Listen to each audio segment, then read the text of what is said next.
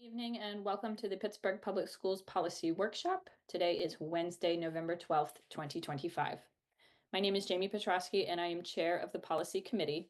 And tonight we are reviewing three policies. Policy 10, the mission statement and district purpose, which is our goals and guardrails. Policy 216, electronic devices, and policy 725, federal fiscal compliance.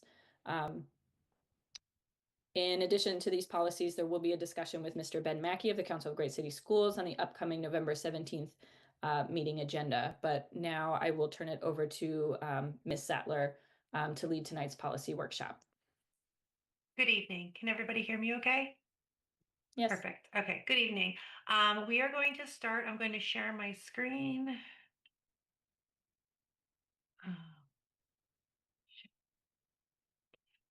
Okay, that's not what I wanted. Okay, can everybody see what should now be, there you go, the first page. Okay, so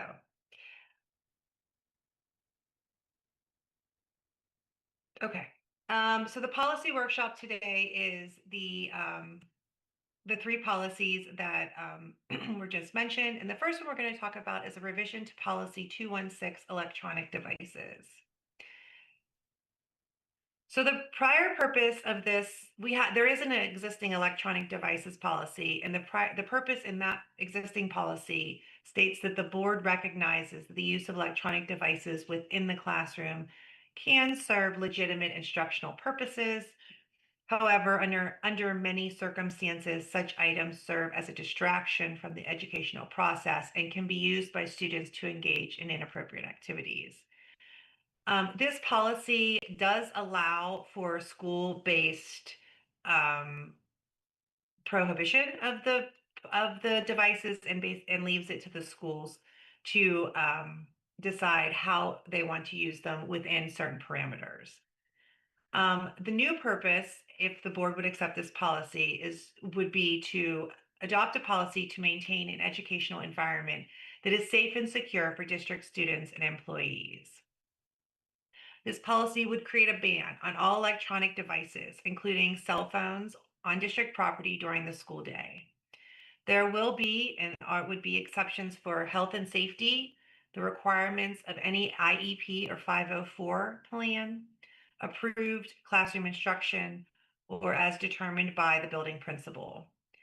An existing exception for pagers and beepers for volunteer fire, EMT workers, or rescue squad members, students requiring a device due to a medical condition or as determined by a building principal would remain.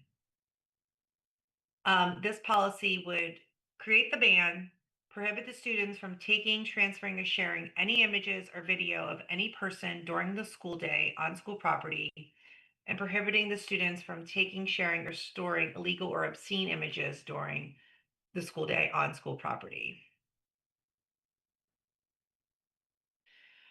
The policy creates a new definition of district property, which is in or on the grounds of the buildings, in district buses or vehicles, during all times outside of district property while under the supervision of the district, including but not limited to locker rooms, bathrooms, health suites, or changing areas of any location. As I said before, the existing policy has a school-based provision in it, which would be removed. So the school-based discipline committee would then be removed. This is a school level group convened by the school principal with authority to create school level electronic policies. That would go away. The same definition for electronic devices that includes all existing and known electronic devices, and then the school day would stay the same. The board would prohibit the use and/or possession of any electronic devices, including cell phones, by students during the school day. Students would be allowed to bring the device with them to school, but they'd be allowed to use it on the school bus, and must turn the device into school personnel upon entry into the building. The board would continue its prohibition against the use of laser pointers and attachments by students on any school property or at any school-sponsored events. That's the basic prohibition for the cell phones and electronic devices. There's a secondary part of this that talks about images. Um, Students may not take, store, view, or share obscene images or videos of any person on district property. In addition, students may not take, store, view, or share any image or video of any person on district property during the school day. These violations may constitute a crime, and the district would be required to report that to authorities if that was the case. The prohibitions listed above would continue away from district property if one of the following three conditions were met. If there's a nexus between the proximity or timing of the conduct in relation to the student's attendance at school or school-sponsored function, or if the student is in an extracurricular activity, or if the conduct has a direct nexus to attendance at school, which is very similar to the first one. Okay, so that is the electronic device policy, and I'm just going to stop there, and I'd be happy to take any questions. I've supplied to the board the red line version and the clean version. The red line version has a lot of red lines, so the clean version may be a little bit easier to go through. But this is a very basic policy that takes a full district-wide approach to the banning of cell phones. As many of you know, many states, I believe 22 states, have banned phones in school. Pennsylvania has yet to take any action, although there have been some bills, I believe, in the House to do so, but they have not obviously gone into law. So this is a policy that would disallow the use of phones anywhere on school property.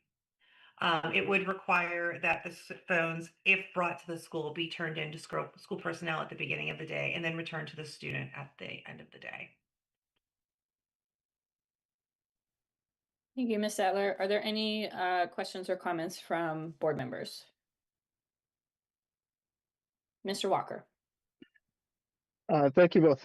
I'm just curious if was there kind of an outcry from schools to make this a district-wide policy, or so? Like, how did we go from where we were with this policy to now recommending a complete ban? Yeah, so thank you, Mr. Walker. I know at least, well, this was probably maybe 2 years ago. I do remember there have been plenty of instances of teachers and principals coming to public hearing and saying, hey, we need a cell phone ban. It's really difficult to keep kids' attention and things like that. Bringing it back to the table now is a direct response to the stabbing at Carrick High School, as the news reports were saying that students were bullying each other before, during, and after school using social media. And so this is a response as well in an attempt to curb instances like that. Okay, and then sorry, excuse me, in addition to, following what many other states are doing, even though our Commonwealth has not taken action, there's been a lot of evidence supporting better performance in schools when cell phones are not present or in use. okay. Go ahead. Thank you. I think my second question: do we know if we've been able to compare, both disciplinary action and kind of student outcomes for those schools that recently, started imposing a full ban compared to when they were not? Like, do we know if there's been a marked difference, or have we even looked at that as a That would be a district? question for the administration, because no, the committee has not at this point. Which I don't know. I know Lamar was here.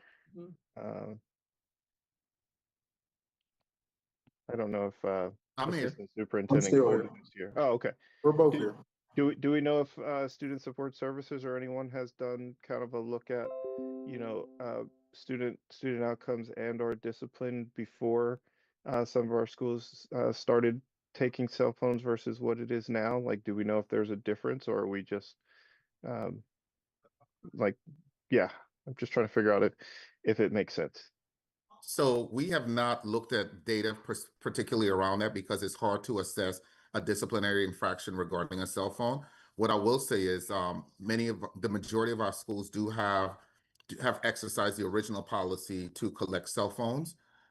It's the overwhelming majority of them. One of the challenges that they always share is just the management of it. And if they violate the policy, there are limitations on what can happen for that. So if students sneak a phone in, it's simply just, well, hey, I found it or not. I think their biggest issue was around the videotaping and the distractions during the school day and going into restrooms and doing things like that with the cell phones. But regarding specific data around suspensions or student outcomes regarding with the use of cell phones versus the other, it's hard to determine that and to point that to the collection of cell phones or not. Okay. And then I'm just curious. I know there are some exceptions in the policy. But just you said the majority of or more than 50% of our schools are currently restricting cell phone access. Yes, I'll work on getting that number for you at the beginning of the year. Due to the policy, the Office of School Performance always share with the board the policy where we have to notify the board of the schools that have chosen to do that, and I'll get that number for you. I believe it's 42, Dr. Walters. I believe we currently have 42 schools who are undergoing that policy. It was put in a board update a couple months ago. I can find that as well. Okay. So 42 of our 57-ish buildings currently take the phones, and I know they all do it differently, right? I know that some schools have boxes where they put them in. Some schools use envelopes. I've been at Perry when they've tried to, at the end of the day, when they're trying to get the phones back, and it is kind of a mess. So I think I'm guessing there would be or have to be a AR attached to this at some point to create conformity.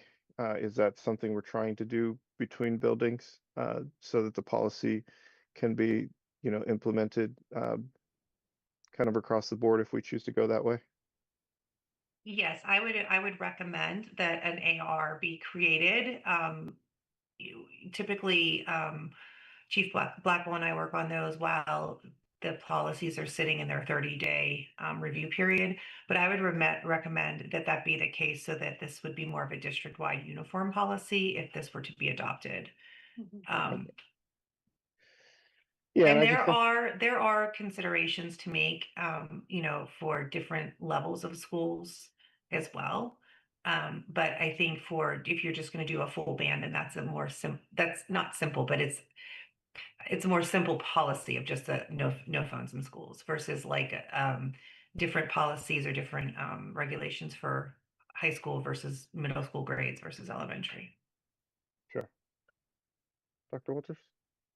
Yeah, I just want to elevate the challenges of the management of it because some schools have chosen, for instance, to purchase Yonder pouches, which is an expenditure that they use. Some have systems where they have the staff that will serve to collect them in the day and then return them at the end of the day. So there's a managerial issue to this piece. There's a funding issue to this piece if you want to go and do it. And then there's this piece around, so if students just choose not to abide by it, then what are those things that happen if there's a ban? And so I just want to elevate those ideas as well. And many of the schools, they've had when they've made those changes, of course, they've gone through extensive conversations with students and their PSEC, like in the policy in the past before even doing so. But Yeah. one of the major challenges is the actual execution of the collection of phones versus the ban, and you just don't bring them at all. Yeah, I think and I've talked with other school districts who are struggling with this same challenge, and I think there is an investment that would have to be made, because I think we're dealing with $500 to $1,500, $1,700 pieces of equipment that our families are giving to their kids for lots of reasons, and to not have a system-wide way of securing that and managing it in a way that both protects the piece of equipment, but also our kids, I think is something that has to be looked at if we're going to do this widespread. Because again, I think I think there is, I think there's value in our kids, in our students not, being able to use social media and other apps to bully each other or coordinate, because we know that happens, right? Coordinate the activities throughout the school. But then, we think to the other side, right? That, for some of our students, this is a safety thing, right? They have cell phones to be able to contact their parents, to ensure that, that they're safe. So we have to think through all of those ideas. I was not aware that it was that many schools. So that's, taking that move from where we are to where we could go isn't as big a leap as I thought it was. So thank you for that. All right, that's it. Thank you, Mr. Walker. Ms. Wilson, I saw your hand go up next. Please go ahead. Okay, I just wanted to say that I personally have seen schools where the ban for phones have been collecting in the morning created a more safe environment in the school during the school day, that the emphasis was on education and what was going on in the schools as opposed to some of the chaotic situations that I've seen personally. I've had many parents and I've even talked with students where the phones have created dangerous situations in some cases. And if a child needs to reach their parent, it isn't necessary to have a cell phone on them. The office is there, and that's always been the case in the past. If someone needed to reach home, there is an opportunity to do so. Nobody says that you can't reach. So I mean, I've seen that as well work. But the fact that we have seen so many out of control situations, I think that this policy is right on time. Maybe I can't say right on time because it's probably something that should have happened before, because there's been a lot of situations where some schools did and some schools didn't. But we've seen the control focusing on education, which is what we should be doing anyway during the day. Sorry, I'm done. Okay, I'm finished with my comments for now. Thank you. Thank you, Ms. Wilson. Ms. Trumbull, please go ahead. I also wanted to add that as a student, I use my phone a lot for instructional purposes, and a lot of teachers use them as well, such as like taking photos of our work, then submitting it online. And a lot of my peers also use their phones or their iPads instead of computers in case they don't work. So that's something to keep in mind. Then I also had a couple of questions. I was wondering about how much power principals have in this as an exception, and if their directive could apply to all students and kind of get rid of the ban in some schools. I will leave that answer for Dr. Walters. I don't know why you leave it for me. I didn't write the policy, but I will say. Yeah, but I'm not the I'm not the educator. Oh, well, no, but I mean, if we're following the policy, if it's adopted and if it's a ban, then it's a ban. The current policy that's being proposed doesn't have conditions in it. The current policy does have a decision where it is, and I was able to check, and it's 44 of our schools that submitted paperwork that said that they are collecting cell phones. So it's hard for me to answer that question, because if the policy is written that it's a full ban, a district-wide ban, then that's what it is. So then if it's a district-wide ban, then there is no autonomy. I would simply be creating ARs for executing and implementing that policy. In the current state, it does have schools deciding whether they want to take the ban on or not. Okay. I was wondering about the exceptions where it If I says may, Written and into there the is policy? there is a provision in the existing policy that the building principal, it's the last exception after the healthcare ones, and it does give the building principal direct discretion, excuse me. But I think that the discretion of the building principal would be subject to what likely would end up in an administrative regulation as well. Okay. If a uniform goal, if the uniformity is the goal, then you need to make sure that they all have the same guidelines. Okay. And so the administrative regulation is what is written to it's the roadmap for the administration to implement the policy. Okay. Thank you. You're welcome. I was also wondering about the Yondr pouches that some schools use. Would those still be in use if we are taking the phones from the students, or would we have to phase those out? Because usually the Yonder pouches stay on the student, the phones are in a case. And I was wondering how that would work.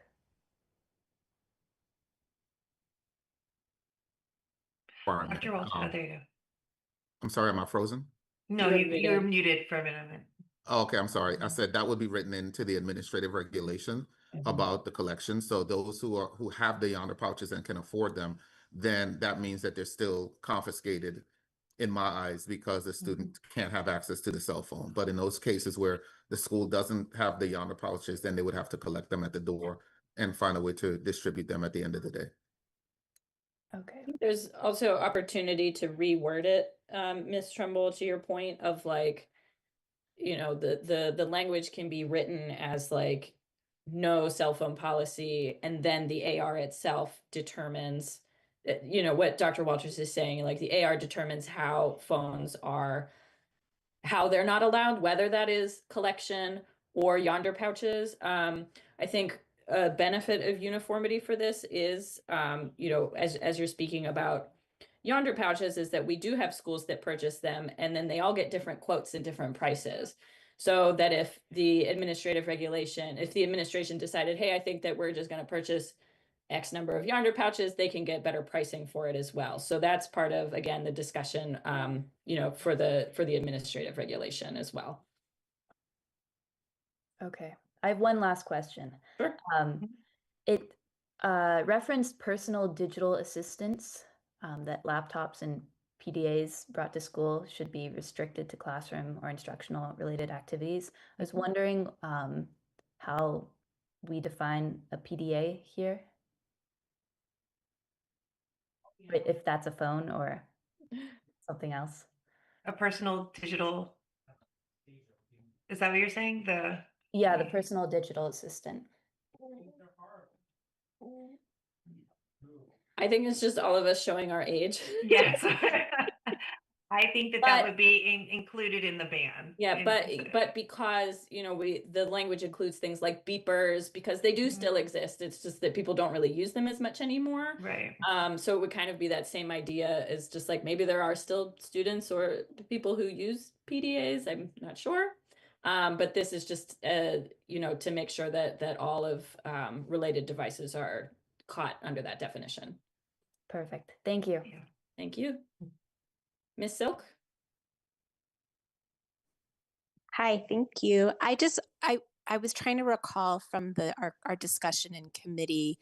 My recollection was that we were talking about the policy making it clear that the ban was universal, but that there might be some differences in how that's ultimately executed, or like that there's like an acceptable range of how it's implemented across school sites. And I just wanted to check that out with my colleagues if my recollection was accurate, which would allow for some of those schools that maybe already have, you know, the pouches or other protocols, that there might be a range of protocols that are acceptable. Yes, that was in the discussion, and my understanding, I mentioned the Yonder pouches in contracting because I think that they expire after a certain period. So it's kind of one of those like, hey, after so many years or months or whatever those contract terms are, then there I think could be a little bit more organization as the policy sort of like transitioned, I guess. You know, we can also decide like on an effective date, so that, you know, if the policy passes, we could say, you know, the administration has 1 school year to figure out how this is going to be implemented or something like that. So, so yes, Ms. Silk, that was the discussion. And then I think it can evolve, you know, as we learn how this works. Thank you. Thank you. Any other questions from board members or comments? Okay, seeing none. Ms. Sattler, you can continue to, what is it, 7:25? Yes. Okay. So I'm going Ms. to try to Sattler, share. can you change your view to the? Yes. presentation Yeah. view? Thank you. Yeah, I was made aware of that. I apologize. Showing my age once again, talking about PDAs and sharing files. Okay. So I'm going to actually move it over the screen. Okay. All right.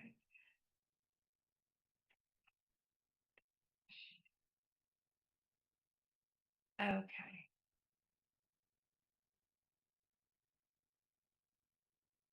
All right, so here we are.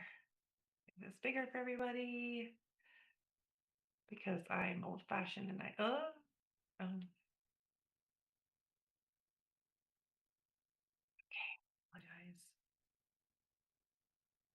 All right, is everybody seeing policy 725 federal fiscal? Okay. This is a mandated change Yeah, it's to, not in the slideshow view though, so we don't see the full screen. oh, okay.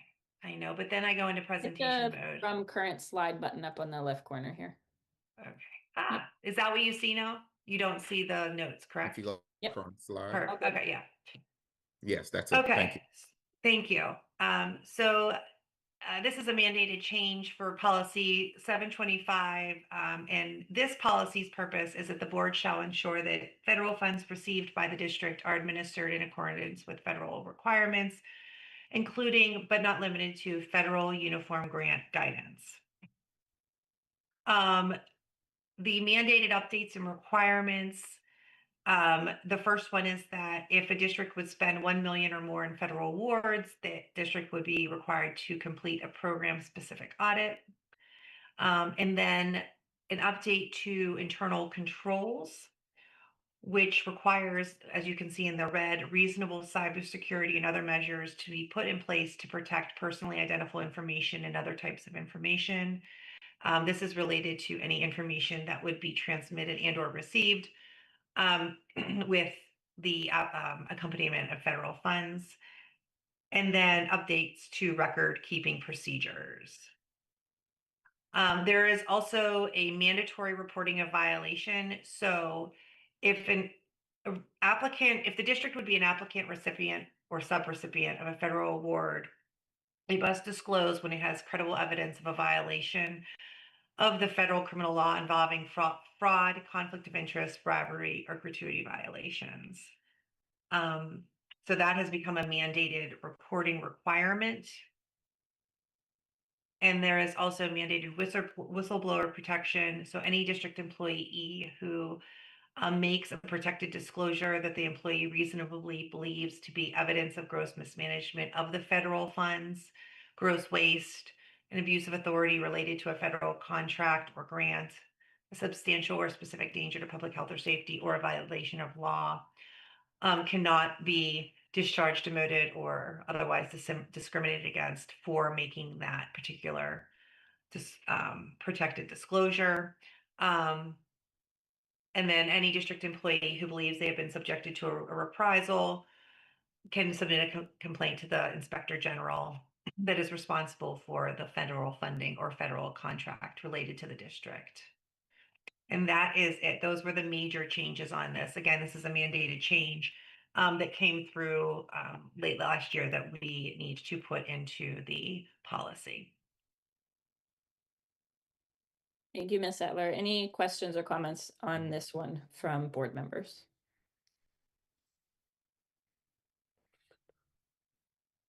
All right, seeing none, I think we can Okay. continue. Okay, so I'm going to continue.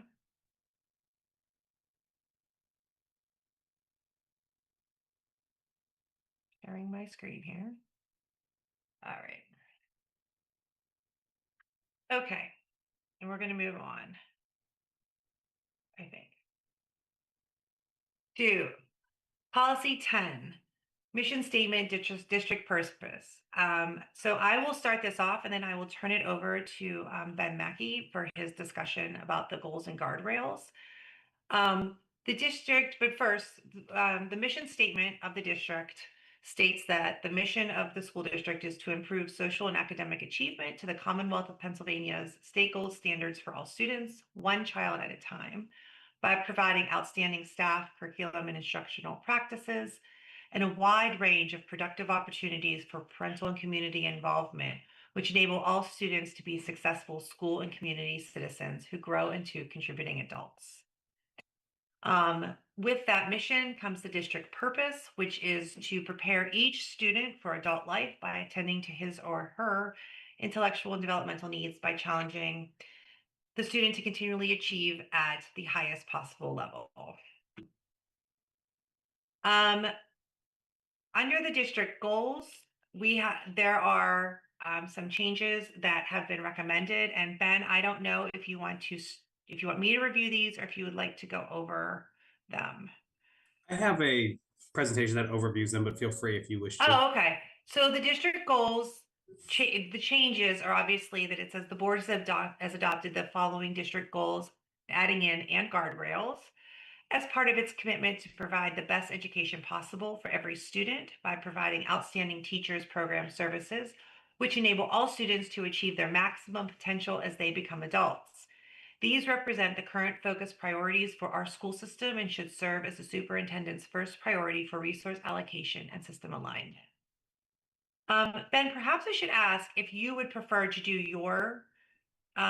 if you have a presentation on this policy, or if you want me to go through the suggested changes first and then go to yours. I will defer to the chair if they have any thoughts. I'm happy to do mine. Mine is a higher level summary of because I think you have all the language changes, I which do. I know, board directors have access to. If they wish to go through the language changes, we'll need to use your presentation. Mine highlights the substantive changes and the reasoning for it overall, and we can have a discussion on that. Okay, well, how about if we get to, so for example, these are the goals. Yep. Maybe you could discuss the goals and then the guardrails, if that would be okay. That'd be great. But actually, I'd Yeah. like to do that last after we do the other things, because I think that will be where the most conversation happens. Okay. All right. So these are the goals. They go through 2030. They're 5-year goals. Mr. Mackey will talk about that. And I'm going to come back to these. So we have goals, we have guardrails. Wait, I guess I'll go through them. The early reading goal, this is a similar goal that exists now. We need to get the percentages in here before this would be passed, but it would be the goal from June 2025 to 2030, same for early third grade students' proficiency in mathematics. Newer goal is the industry-based credentials, is that the school district would increase the percentage of graduates earning an industry-based credential from June 2025 to June 30th. And then the final goal is to increase the graduation rate of seniors from June 2025 to June 30th. The shared guardrails that are being included are safety, student access, student need, and resource allocation impact.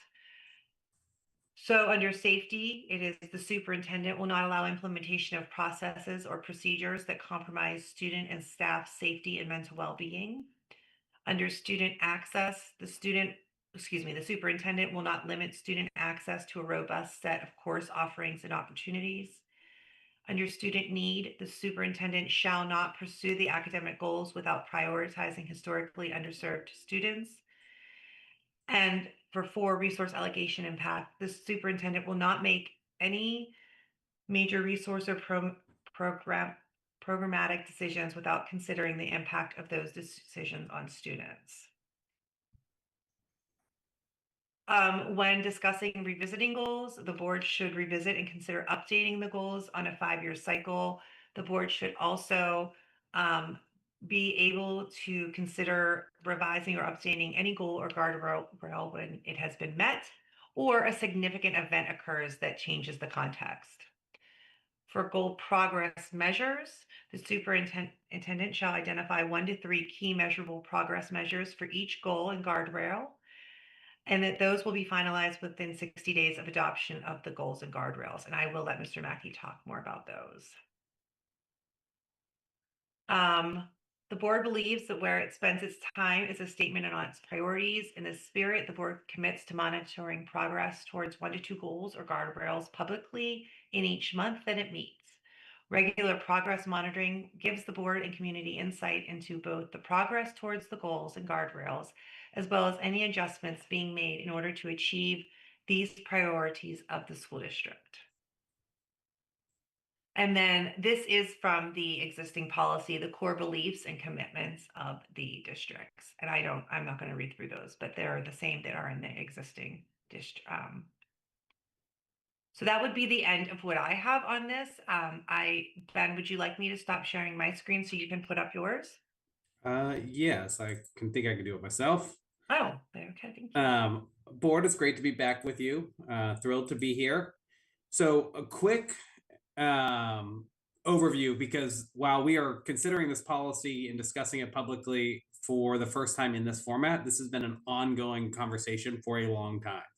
It started back in May of 2024 when we began. Ben, you're in the notes view as well. Oh, I don't know how to do anything else. Try to go up to display settings and see if you can change it there. Swap. Yep. There we go. Does that look good? Yes. All right. So this process actually got underway over a year ago now when we started this process. We really dove in from May and through July of 2024, building understanding from both the board level, but also all the way through the cabinet level about how this works and how we are, at the end of the day, put whatever name you want on it. The whole heart of this work is a school system should set its priorities based on the vision and values of the community. Then it should align its work to achieving the vision and values.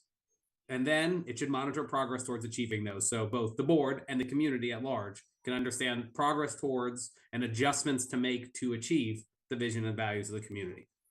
So then in early 2025, board directors went out and held a substantial amount of community meetings, both in person and virtually, about what community members of Pittsburgh Public Schools want for their students and also the values that they had for their district. We had a full summary come back of all of that. There was a public presentation in June about the findings of that people can go at and look at and see what community members shared in that. And then in July of 2025, there was a retreat with Council of Great City Schools and the Pittsburgh Board of Directors to actually take all of what we learned from what the community had shared with us, plus the experiences and perspectives of board members, plus the root cause data analysis put together by administration, and the board actually drafted the goals and the guardrails that you see here that we will talk about today. So today is the first time seeing it and having this conversation in this perspective. What we will get to in a little bit is we're going to actually have a three-part conversation. We're going to first briefly start with the other changes to the policy. We'll see if there's any thoughts, questions, considerations there. Then we will actually have conversation about the goals themselves and then the guardrails once we have that, and I'll kind of structure it that way. So before we get to the goals and the guardrails themselves, I just want to highlight, Liz went over the language changes to each of these. There were really 5 major changes that kind of added some substantially different text into this policy. First is it clarified and created this term around district goals. Previously, there was board goals, there were superintendent goals. They may or may not be the same. The purpose here was to actually call just all of these things the district goals, because everybody, the board and the superintendent, are both trying to achieve the same thing. So that is where we see district goals in terms of these priorities. The second area, it is an established focus. So by putting this in your policy about what is the mission statement and district purpose, the board is essentially saying, we've come together and we are setting these priorities and we expect that they should be the superintendent's focus. The third is around revisiting the goals. So it sets a timeline that the board will start revisiting. These are on a 5-year timeline. So the board would start a regular process no matter what in the 4th year as they plan for year 5 to revisit these. Are they still the right goals? Do we need to make some adjustments, etc.? But also adds those other areas in which the board might consider an earlier revisiting. We've met a goal or something changes that forces us to look at that goal. It also requires the superintendent put together progress measures that the board and the community can check in on annually and get a sense of whether or not we're on track to achieve our goal. If our goal is literacy, how do we know in September, in December, in March, if we're on or off track and what we're doing about it? And then finally, it underscores the fact that the only commodity the board actually truly has is its time, and where it spends its time, it puts focus. And so it underscores this idea that a board, if we have said these are our priorities, we're going to publicly monitor progress towards those priorities. So those are the substantive changes to the policy based on this. I would love to, if there are any thoughts, questions, etc., welcome those right now. And then we will talk specifically about the goals and the guardrails, which are the other meat of this. So with that, I will see if there's any comments, questions, thoughts.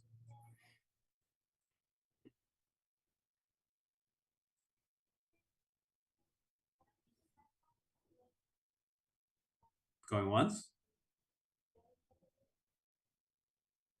Going twice. All right, sounds good. We will then move on unless someone else wants to speak up. So then this is two areas where I would love all the board directors' feedback and comments on this. So during the workshop, really based on what we saw from what the community was sharing, with what the data showed, with what board members' perspectives were, this board came up with 4 key goals. That doesn't mean these are the only important things. It means they are the highest priority right now. So just because something isn't on here doesn't mean we're telling Dr. Walters and the team to ignore it. It is just, these are the 4 things that we have elevated as the 4 most important things right now for Pittsburgh Public Schools. The first is around increasing the percentage of 3rd grade students who are proficient in ELA on the PSSA or PASA. The second one is that same metric, but early mathematics, so really focused on 3rd grade students. The third goal was really focused on this idea of industry-based credentials and students earning these meaningful industry-based credentials by the time they graduate. And then finally, the percentage of seniors who are graduating. So these were the 4 areas identified by the board as they currently are. You see X to Y because before Dr. Walters and his team goes and pulls the baselines and the targets, we need to know that these are the right things. If we're going to change any of these, there's no sense in pulling these baselines. And so there's 2 questions here open for the general board director's comments here, which is, are these the key measures that PPS students you would want them to focus on for knowing and doing? Early reading, early mathematics, industry-based credentials, graduation. So that's really the question, is, do these seem like top 4 highly important measures to focus on in terms of student outcomes only? We'll talk about other system things like teacher turnover or safety later. And then if not, if you want to make any adjustments, please feel free to share any language or measure adjustments. If you say, actually, I don't think it should be graduation, I think it should be blank, this is now the time to have this conversation and the board to get clear on what it is asking Dr. Walters and the team to focus on. So that's the conversation here. Once we get a clear understatement that these are the ones, the next conversation we will have is, what are the targets and are those rigorous yet attainable? So with that, Chair, I'll turn it back to you to call on folks to chime in. Thank you, Mr. Mackey. I saw Dr. Reed's hand up first. Please go ahead. Sure. So thank you for the presentation so far. One of the things that I think that focusing on early reading, early math, industry credentials, and graduation are good foci.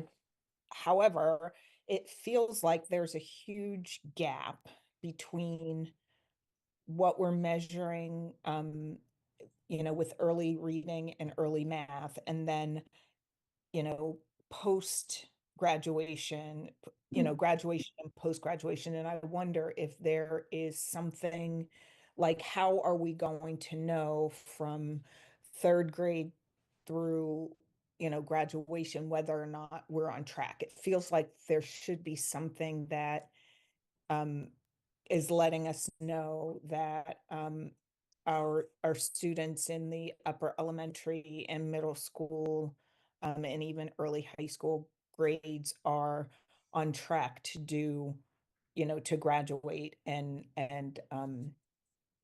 earn those industry based credentials.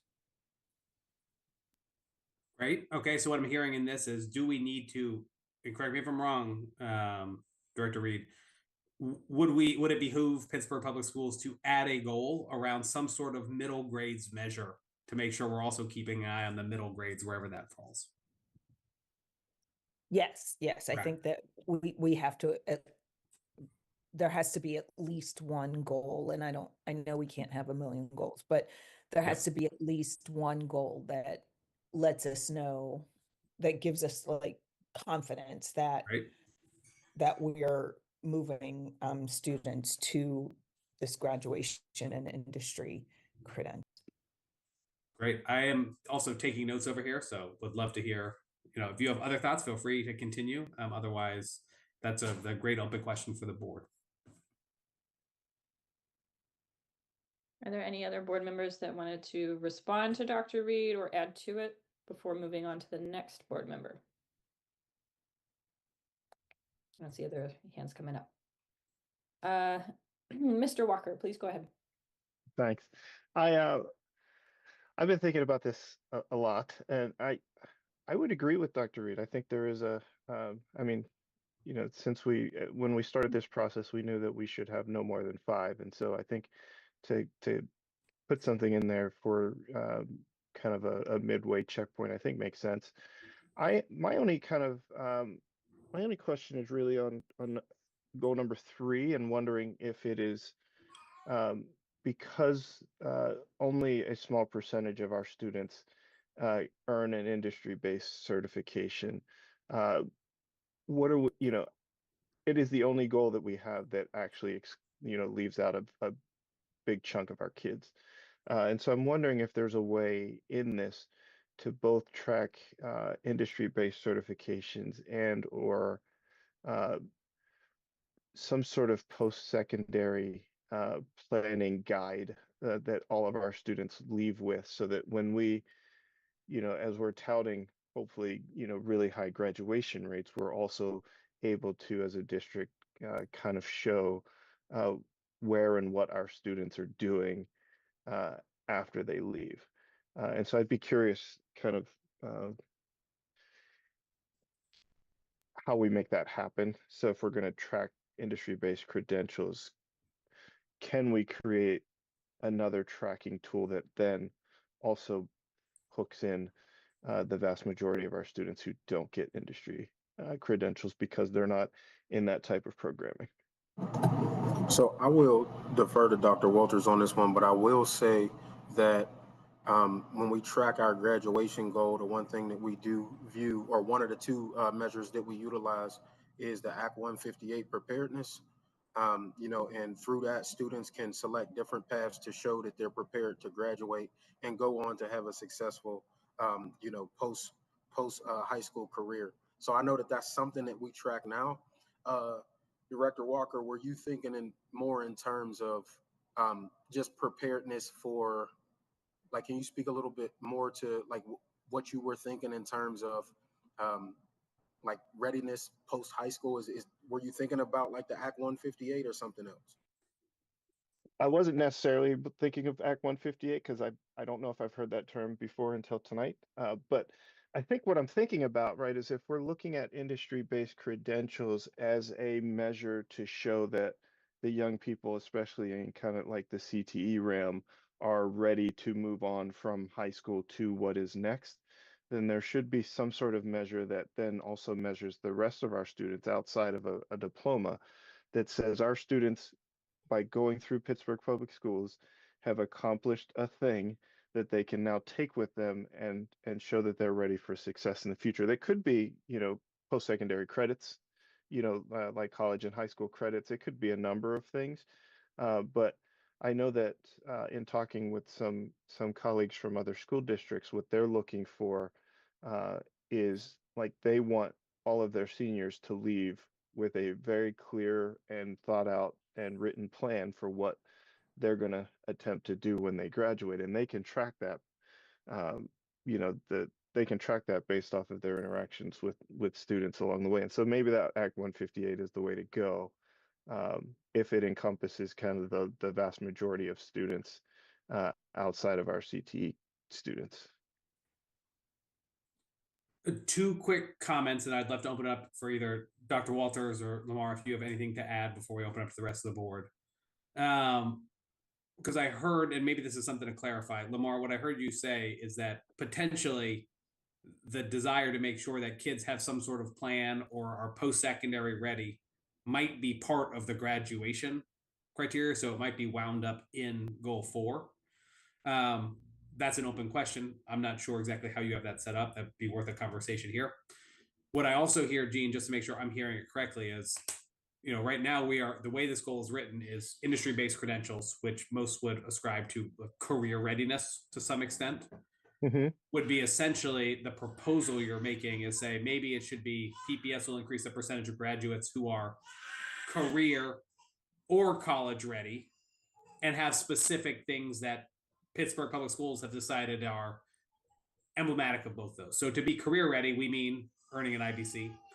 To be college ready, we mean earning a certain amount of credits or testing ready on SAT, ACT, or completing a certain amount of application, or whatever it happens to be, is what I hear you saying. And please correct me if I'm wrong. And so the real proposal is being, do we need to widen this from just industry-based credentials to the industry-based credentials career path to also a college path as well?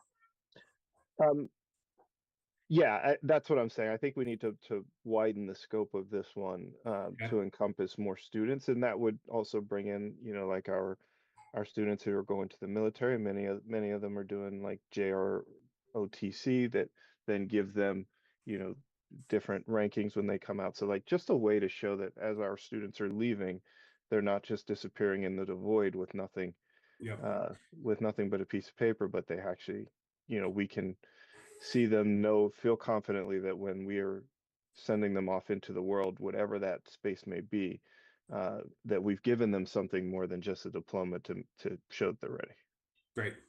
I'm going to allow Dr. Walters, if you have anything that you want to add in just a second about that.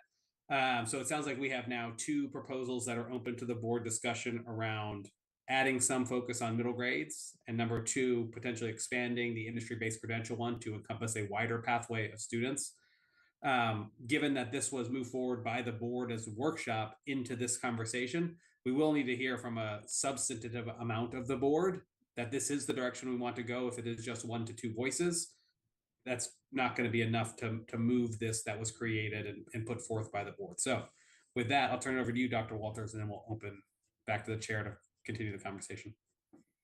Yes, I mean, I'm still listening, but the piece that I would just offer is, so the Act 158 piece is pre-graduation. So there are requirements that the state has added as graduation requirements beyond just course attainment. So, we have Keystone course requirements. And if they don't successfully pass the Keystones, there are different things that they can do to show their attainment for graduation. So the Act 158 is rooted in graduation. Just contextually around the industry-based credentials, and the rationale why I believe in the retreat the board went in this direction was that we have a challenge of people celebrating the multiple pathways.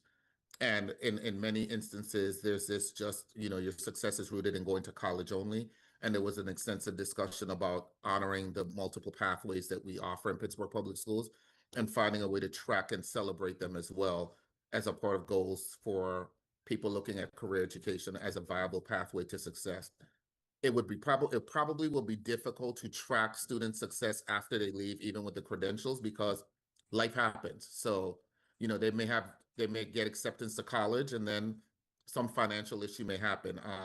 They may be removed from their traditional home structure and have to be forced to live on their own because the parents may have said, hey, you've reached that age and it's time for you to do this on your own.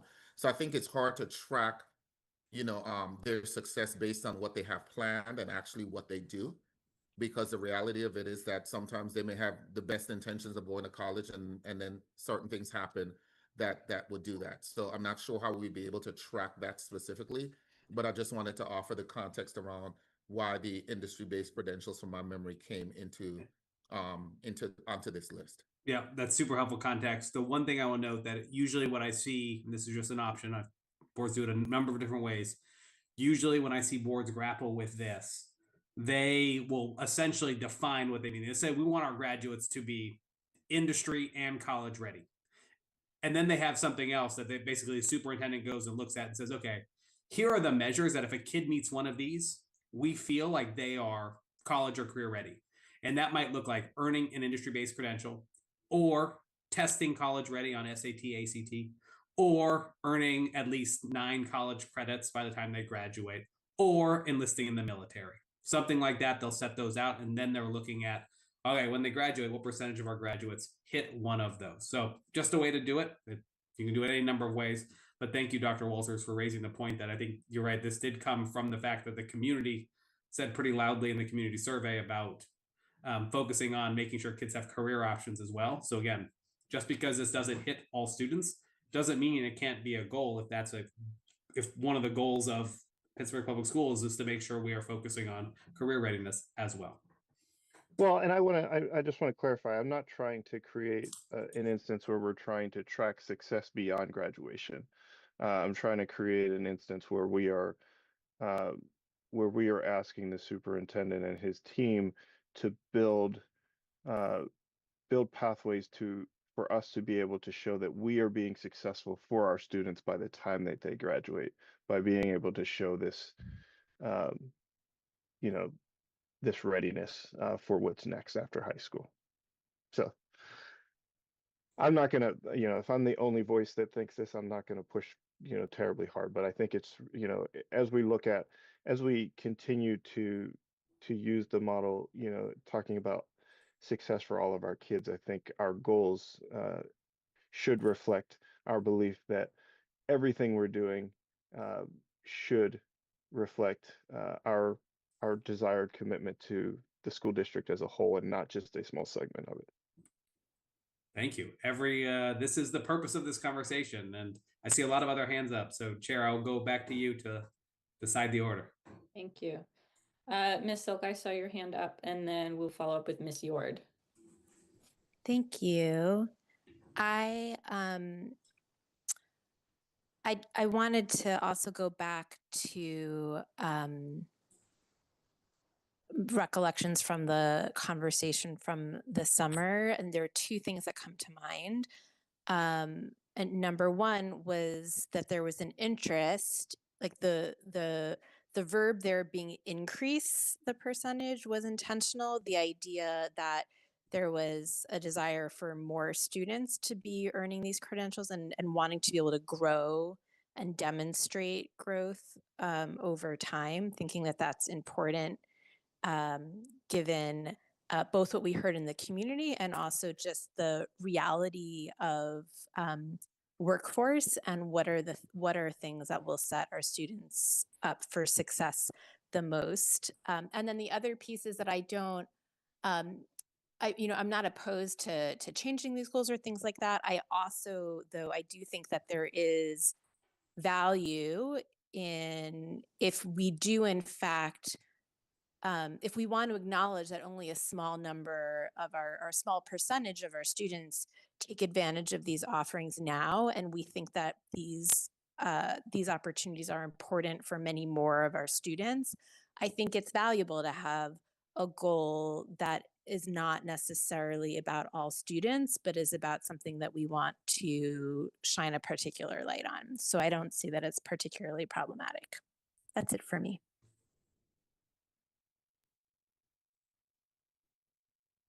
Thank you, Ms. Silk. Go ahead, Ms. Yord. Thank you. I don't have any strong feelings on adding in the middle years goals. I don't have any strong feelings pro or con.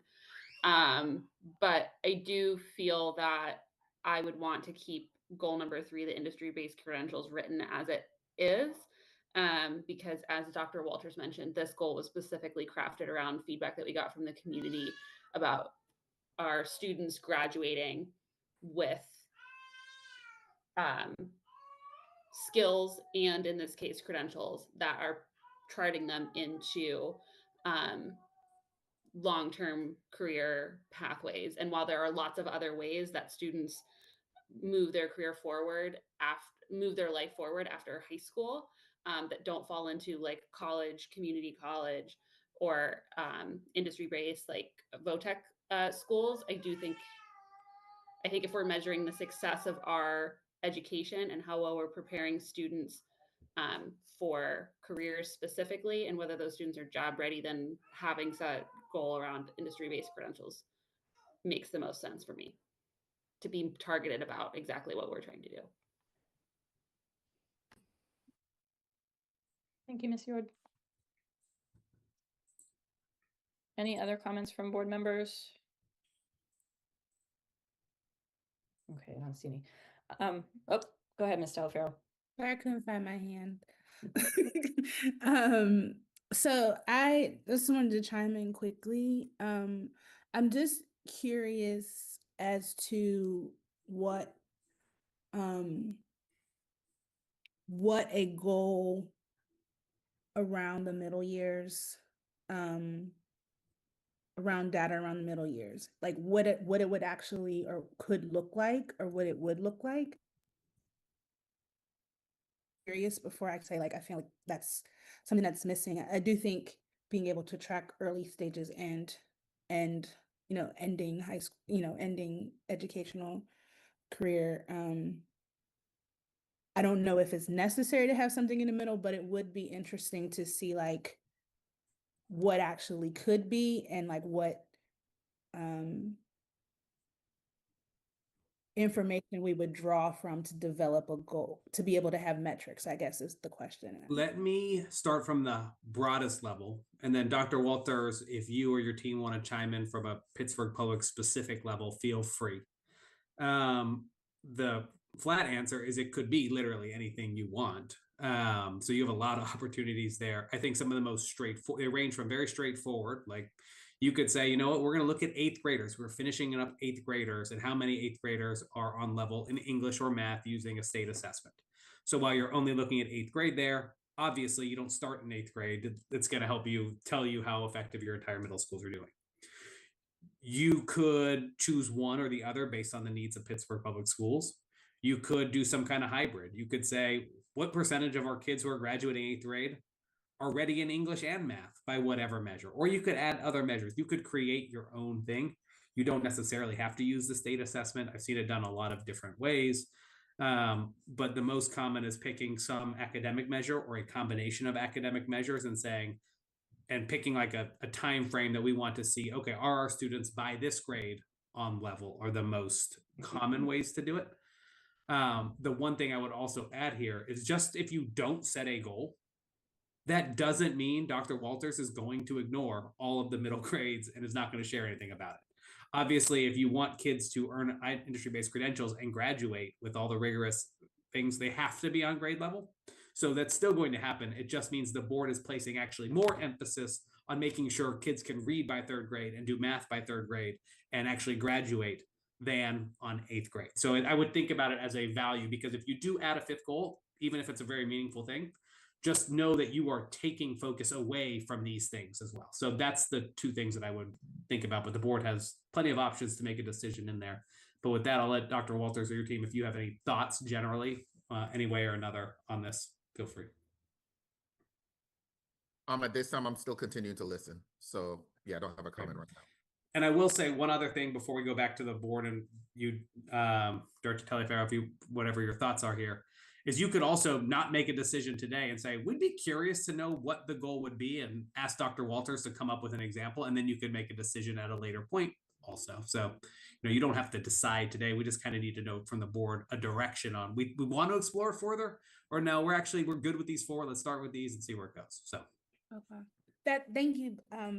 Thank you, Ben, because that actually really helps. So I maybe don't feel like it is necessary to add a 5th goal in that space, but would want to consider like how we could track in the in-between stages, like how we could still like maybe know how progress is going as we're transitioning. Maybe, I don't know, but I'd be interested in kind of coming up with a, how could we gauge we're doing well, like students that successfully were able to read on grade level in the early stages of their academic career are on track to be able to at least approaching high school, be able to graduate, Yeah.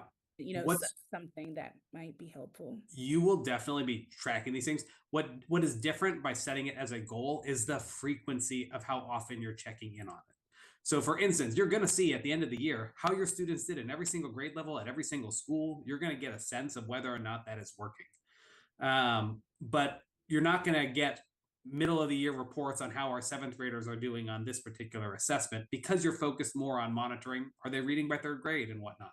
So by making it a goal, what you're actually doing is not necessarily you're not saying now we're going to see stuff. You're increasing the frequency by which you see stuff around that goal at the expense of the frequency at which you see some of these other things. Thank you. That's really helpful.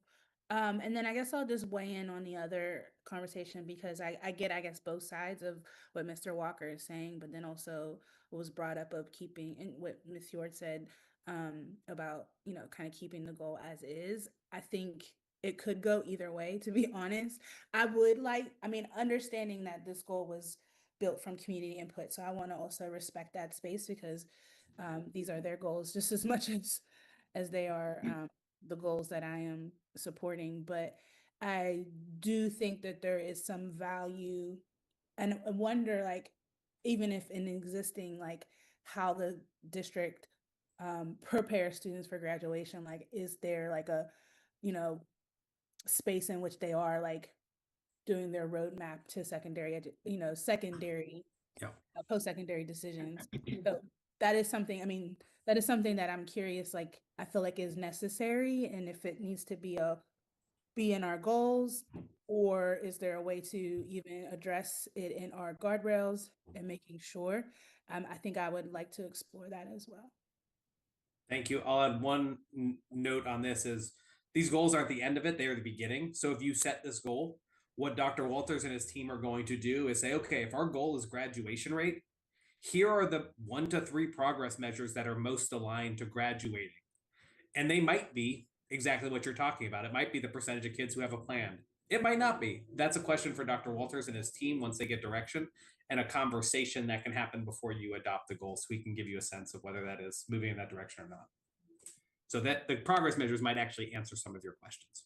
Okay, perfect. Thank you. That's all the questions I have. Thank you. Thank you, Ms. Delafaro. Any other board member questions or comments, additions, subtractions? Okay, Mr. Mackey, I can turn it back to you. Okay, so I'll just quickly summarize. So while there sounds like a overall conversation around these, I didn't hear enough like substantial decision from the board to move forward with making any radical changes to this. So we'll keep these as is. The board can always make those changes later on when they see the actual targets, but we'll move forward with administration now, taking these 4 goals, actually plugging in the baselines and actually the targets. And the next conversation the board will have will be around the targets and if they are rigorous yet attainable for that going on. And the board, of course, maintains control to be able to change these as they see fit. So next, we will move to the values. So there were 4 guardrails. And again, the way to think about guardrails is we are telling the superintendent and his team, superintendent, accomplish those 4 goals with our system, but not at the expense of these other 4 things that we hold dear as a community. And these 4 things that the board identified here, number 1 was safety, both student and staff safety and mental well-being. Number 2 was access, making sure students had access to a robust set of course offerings and opportunities. The conversation around this was things like whether it is co-curricular activities or elective courses, et cetera, all kinds of things in there. The third one was student need. So make sure that when you pursue these goals, you are ensuring that we are prioritizing historically underserved students. So we should be able to see differentiation in how you pursue these goals based on student need. And the fourth one was around resource allocation impact. If we're going to make a big decision that changes how we do programming, that impacts folks, we are going to consider the impact of those decisions on the students. And so what the board might expect from that is, if we're going to make a major shift, we would expect to hear from the superintendent on the work done to understand the impact on those students and share that at the same time before the board makes those decisions. What you will notice in each of these things is they are value statements. They are not measurable like the last one. However, what's going to happen if these are the 4 right ones that the board goes with based on what they heard from the community and your own experience, what the superintendent is going to do is actually come up with 1 to 3 progress measures that are measurable and actually capture what we're talking about here. So for instance, an example might be, and I'm not saying this is the case, for safety, they might actually look at student discipline incidences as it relates to safety, and our goal would be for that kind of to go down over time. Or how staff like perception of safety, or things, there's a million things they could consider, but the board would expect to see those at a certain point. But first, the board has to say, yes, those are the guardrails that we are trying to protect in this. So in the same manner as the last one, the questions to the board here are these values and the statements representative of the top things of your mind based on what you want to focus on and want the superintendent to keep their focus on? And the second question is anything missing here? You do have space for a 5th one if you would so choose, but like the last conversation, adding a 5th one takes away focus from these. That may be a decision you want to make, but that's up to you. So are they still the right values? Would there be any adjustments? And are we missing anything? So with that, Chair, I'll turn it back to you for an open conversation. Thank you. Any comments from board members, thoughts? Ms. Wilson? I would say that it's the 4 that we have here are appropriate. As Mr. Mackey points out, that each of these guardrails could have 1 to 2 to 3 measurable items that go along with each one. I think that that would be appropriate. The number is correct. I don't think that we need to continue to add more and more and more. These guardrails basically echo what many of the people in our community sessions have expressed. And it also reflects much of what many of the board members have discussed over over my time anyway. So I think it's appropriate. I wouldn't add anything at this point. I would just focus on these as our guardrails and move forward. Thank you. Thank you. Any others?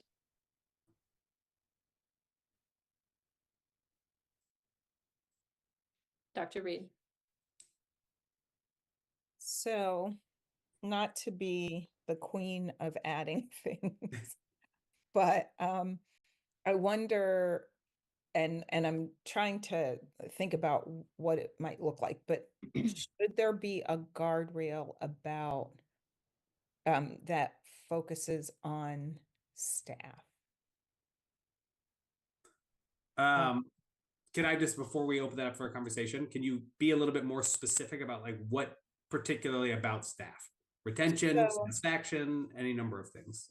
I think I don't want to say satisfaction, but maybe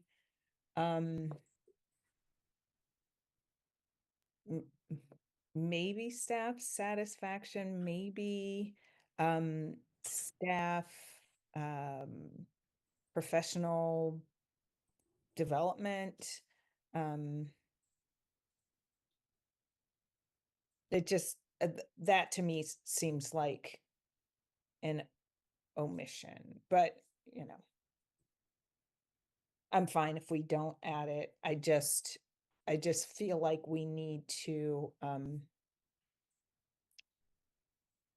that we need to be focused on our staff professional development, their health, their safety, their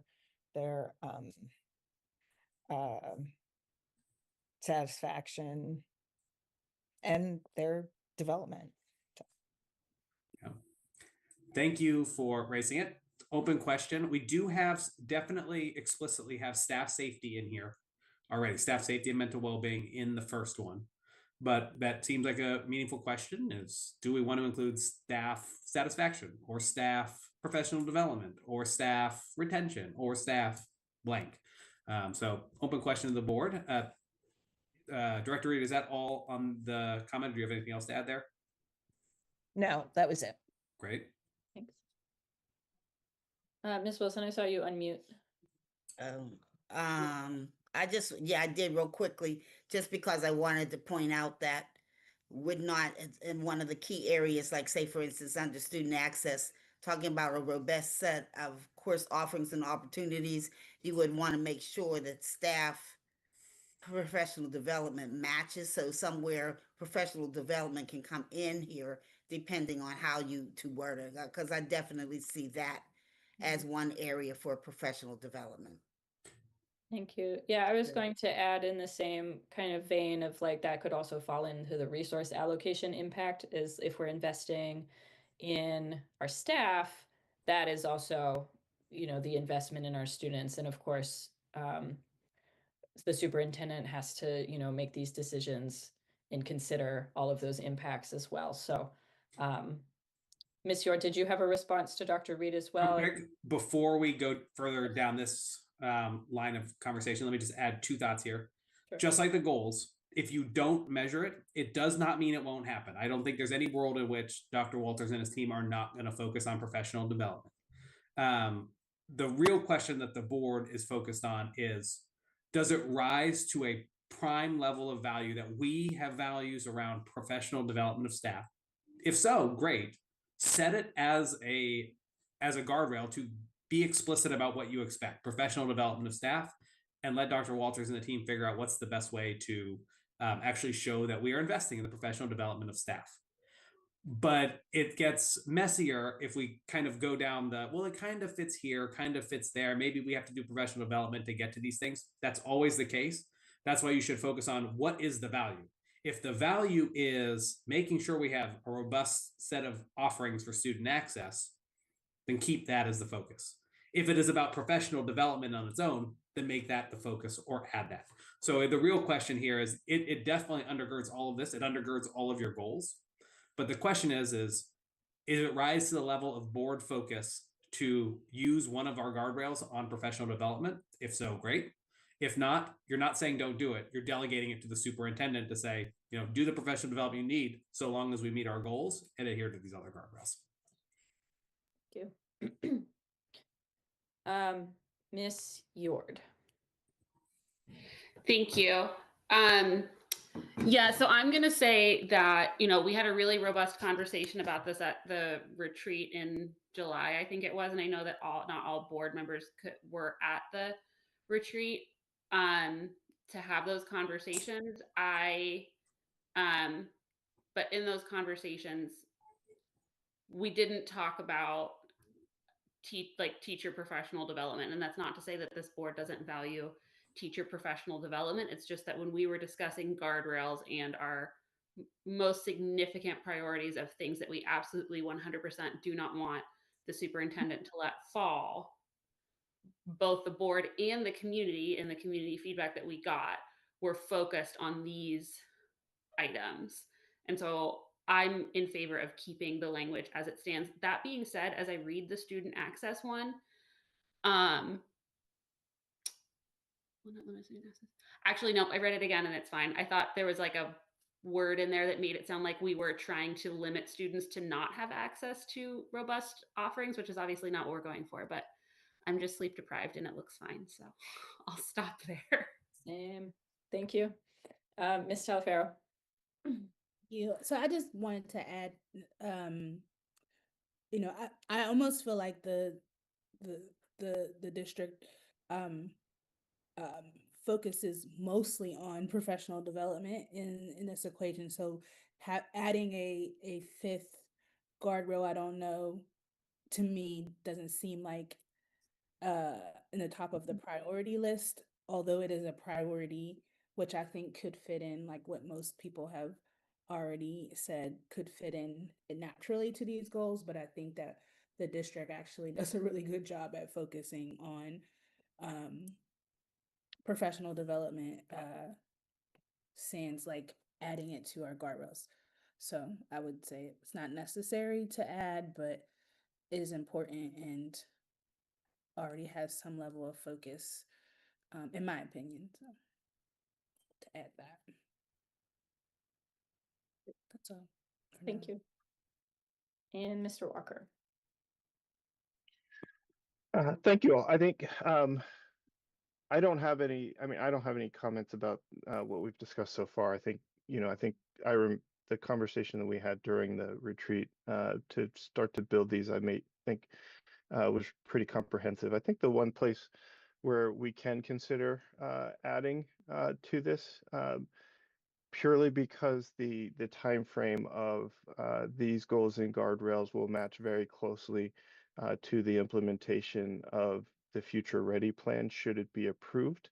I think it would, and based off of our conversation a couple of weeks ago, I think it would make sense to add a guardrail, and Mr. Mackey, you'll have to help with the language because this is not a shall not statement, so I don't know how that fits. But it really, I think that what we need to, what I would suggest is that we focus on a guardrail that requires, quarterly reports and monitoring of the implementation of the Future Ready plan for the duration of this 5-year period. And I don't have the language handy, but I'm thinking about if we're going to, what we don't want is at least I don't want the implementation, the success or the lack of success to be a goal, but I want it to be a thing that we are able to monitor in a way that helps to produce a positive outcome long term. And I don't know if we can do any of this stuff in the context of the Future Ready plan without also putting a guardrail that requires systematic monitoring of that plan and its outcomes. Thank you. And I think, and it's we can workshop language here. We could also delegate that. I think the heart of the conversation here is like the professional development one. Do we want to add one there? Now I heard the second one around the Future Ready plan. Should it be passed? I think there are, as far as the language, if it sounded like, and correct me if I'm wrong, Dr. Walker or Director Walker, what it sounds like the value would be around like transparently communicating progress and challenges on the Future Ready plan. So it might look something like superintendent shall not operate without communicating progress regularly on the progress of Future Ready plan or whatnot. And just like the goals, what actually adding something here communicates or doesn't communicate. If it's not here, doesn't mean you never hear about it. But if it is here, Mr. Mackey, can I interject? I'm sorry. Only because since the vote on the plan isn't until later this month, so since it doesn't technically exist yet, I don't think it's appropriate to workshop language for it. Sure. Okay. And that kind of language, if it's desired by a future board, because it will be December by the time any of these other things get voted on, then it could be decided by that board. Sure, that could happen too. So if you want to wait on doing that, that would make sense to me. Up to you, Chair. Are you talking to a policy chair or board chair? Well, policy chair says that, but I also think that makes sense because it has not passed yet, and we don't know how the conversation on the 17th is going to go either. So anything could happen between now and what is it, the 24th, 5th, whatever day it is. So I would table your idea, Mr. Walker, until we know a little bit more about the Future Ready's plan. I think that's fair. Ms. Silk, I saw your hand up, but I'm assuming it was a similar comment since it went back down. Correct. Thank you. Okay, thank you. Right. So it sounds like what I'm hearing then, first of all, thank you for that. Is there any other thoughts then, if we're going to table that conversation, any other thoughts generally about these guardrails?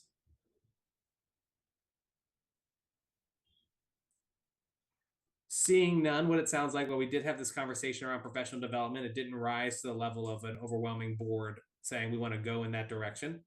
So given that these were passed over by the board, we will move forward, and Dr.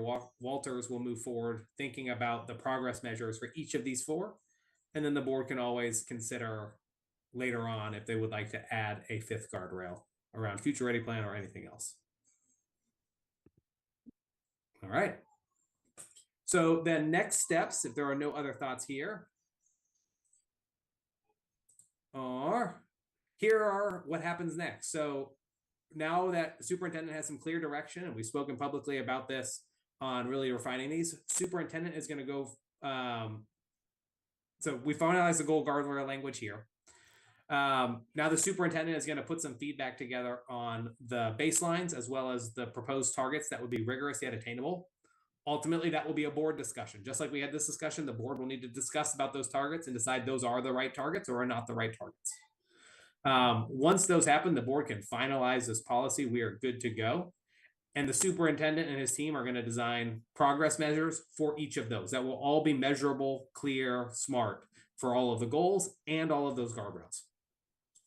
Once those are done, and I believe this policy specifies that that will happen within 60 days of these being finalized, the board will then get a calendar of what months we're monitoring what. Obviously, the superintendent knows when data is available on each of these, so that will be a conversation, but the board will definitely engage in that conversation and essentially adopt the calendar. They will then spend the spring, in an ideal world, if we have these defined in time and we know this is the direction that the district is going, be able to align the budgeting process throughout our spring and into the 26-27 school year, making sure that the district is putting itself in the position to achieve and deliver on the goals and guardrails that were shared.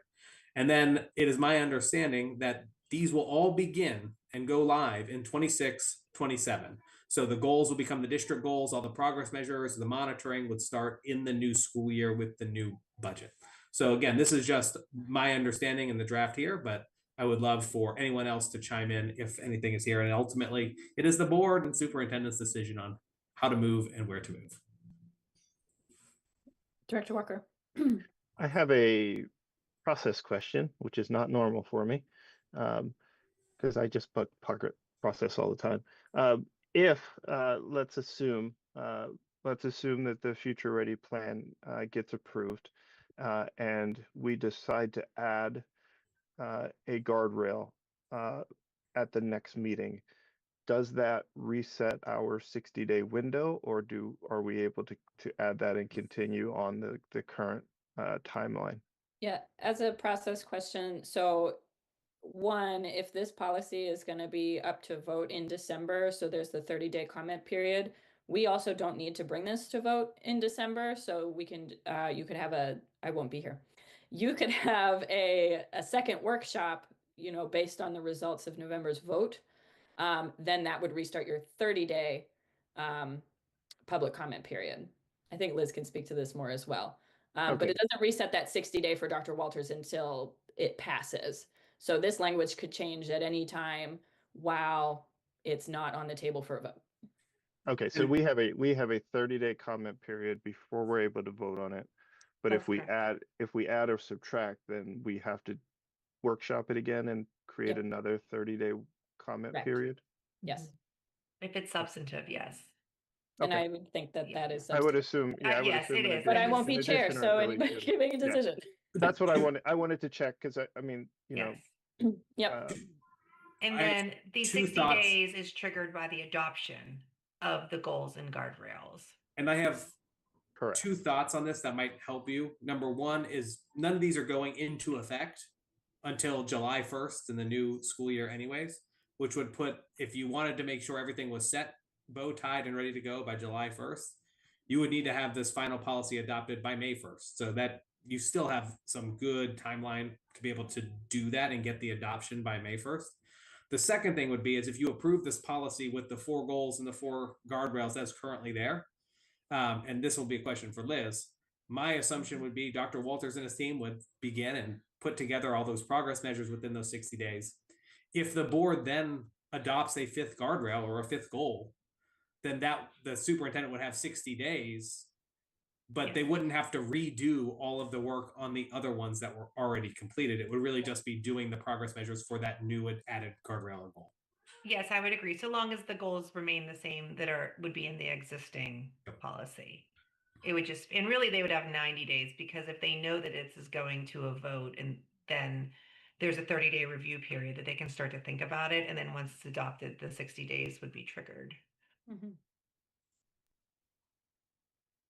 Right. Is that clear?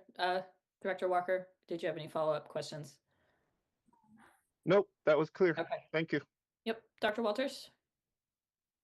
Yeah, so my question is not about the goals and the guardrails, but at the beginning of the policy where it talked about the mission statement.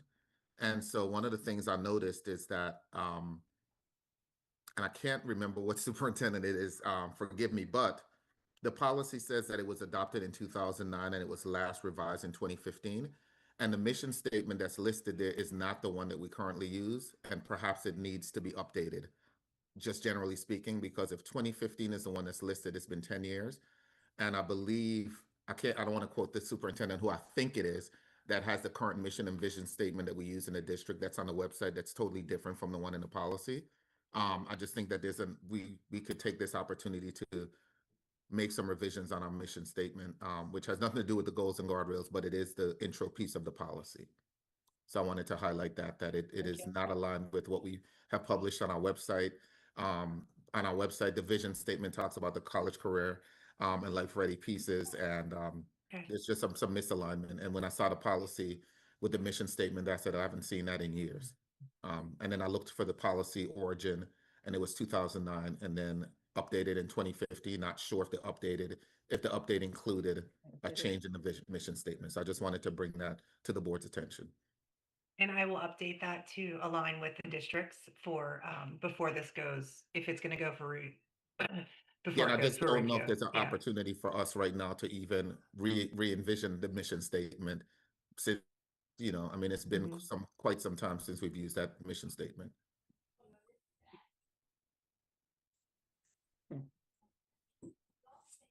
Makes sense. All right, y'all. Thank you for engaging in that conversation. I'm super excited about the progress and looking forward to how it moves forward. So next steps here, superintendent and team will finalize some draft targets to put back in front of the board so the board can have that conversation before adopting these. Thank you. Okay. Well, I guess it's then back to me. So of all of these policies and all of this conversation, are there any other questions or comments from board members? Assuming, all right, seeing none, I will adjourn our policy workshop and I will hand this. Liz, do you have something? You look surprised.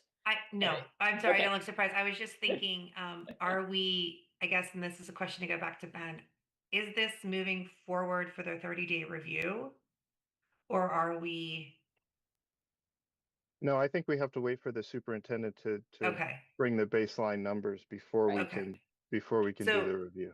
That's helpful. Okay, that's helpful. So then I will also revise the mission statement, and I will also correct the language on the district purpose that's a little bit outdated as well. There's gender language in there that I'll take care of. And then we will move forward then, Director Petrowski, with the electronic device policy and the federal fiscal compliance policy for the 30-day review. Is that Yes. correct?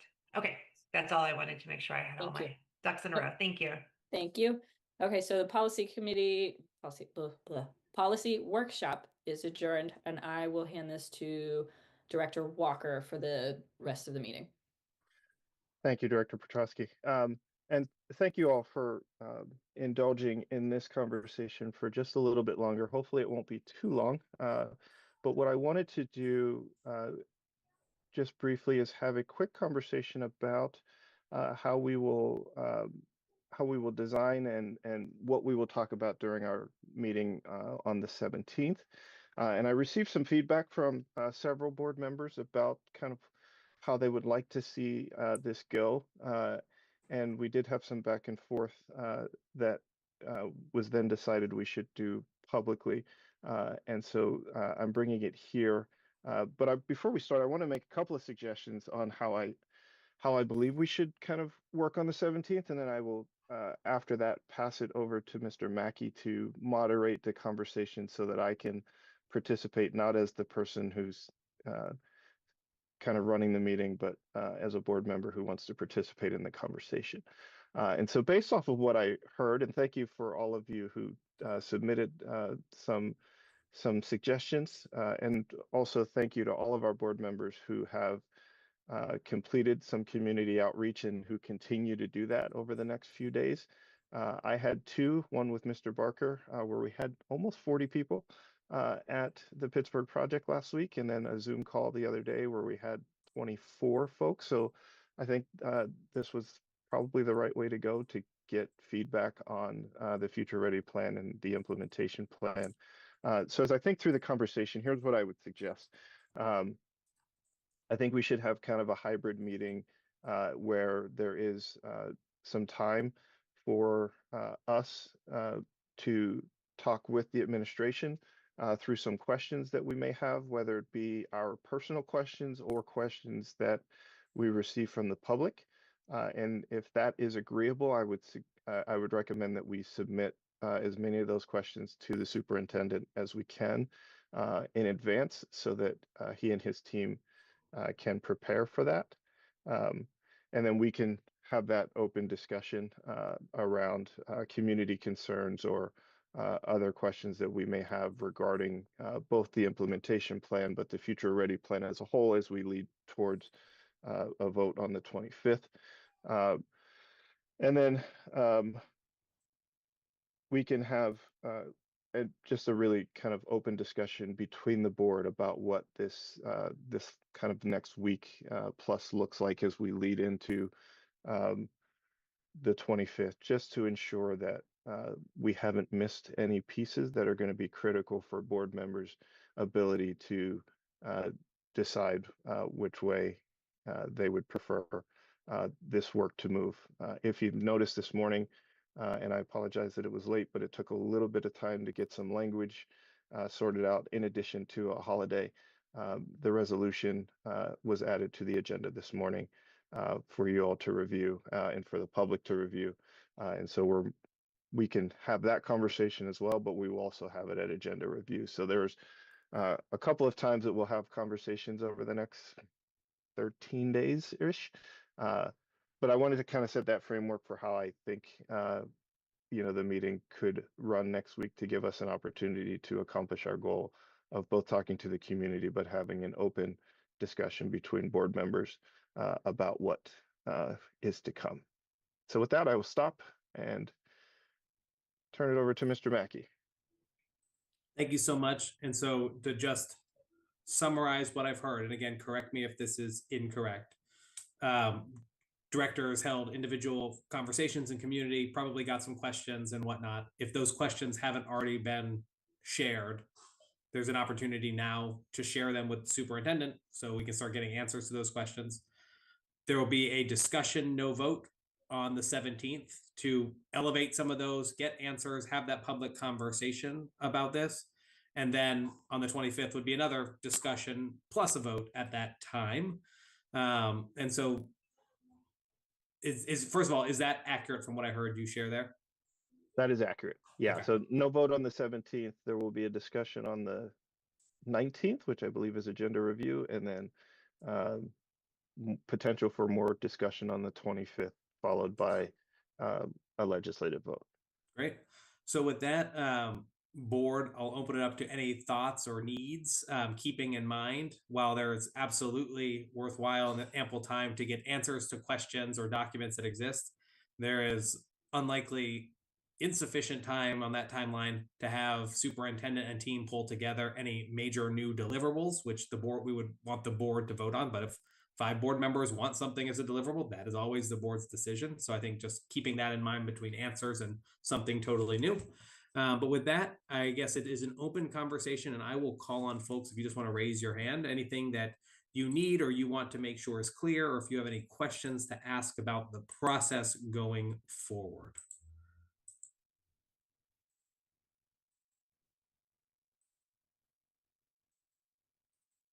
All right, Director Silk.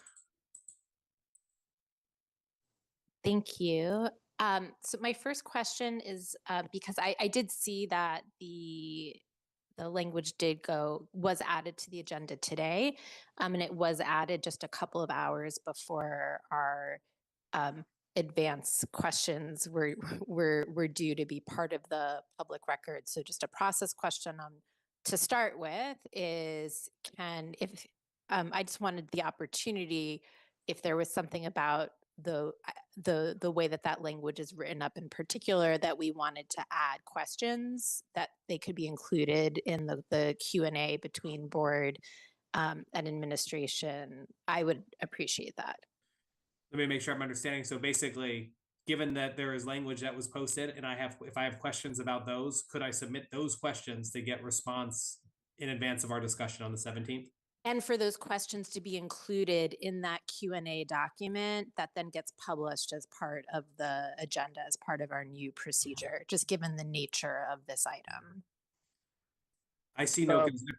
Go ahead.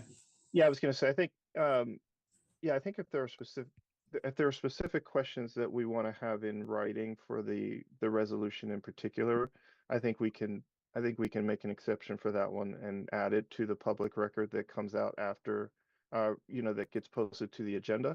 But I would expect for an item such as this, that we will also have that open discussion so that it becomes part of the recorded public record and not just because we don't always address the questions, but I think for this one, we probably want to. So yes, to all of that. Okay. Excellent. I appreciate that. And if we want to be clear about when board directors need to get those additional questions in about the new item under new business, we can address that. I guess I'm a little bit unclear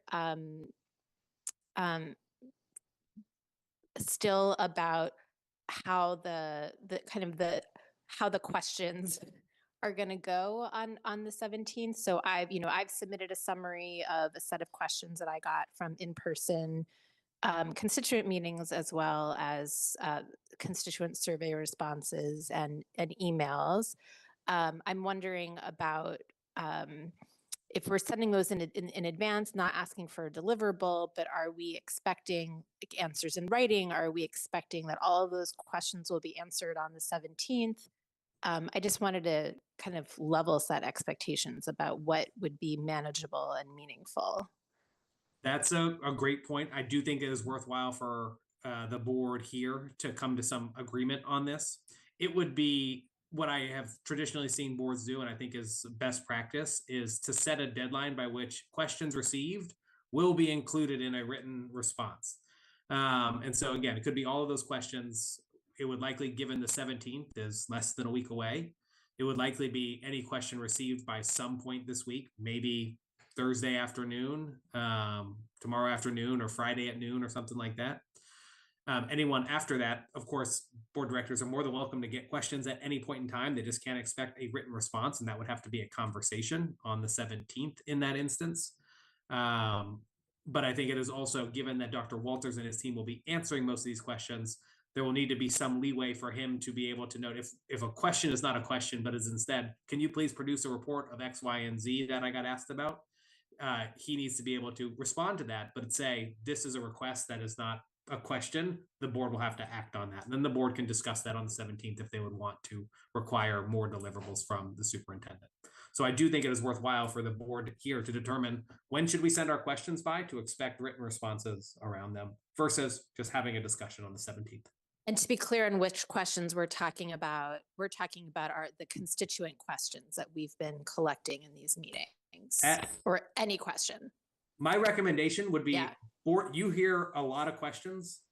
Board member, your job is a filter in a lot of ways. So to determine which of the questions you need responses to, that is up to you to submit. But as soon as a board member submits it, it's a board member question. It's a board question. Great. Okay. Thank you for that clarification. I'll chime in. So we do have a history and a policy of submitting questions around the agenda that we, if we do so in time, expect a written response to. We have not ever had the expectation that outside of agenda review that we submit questions that the superintendent will then answer in writing and then become public. And so I'd be cautious about kind of creating a new standard that we have not done before that, gives him and his team less than 5 days to turn around. And if it's later than that, then it runs into, both agenda review and legislative.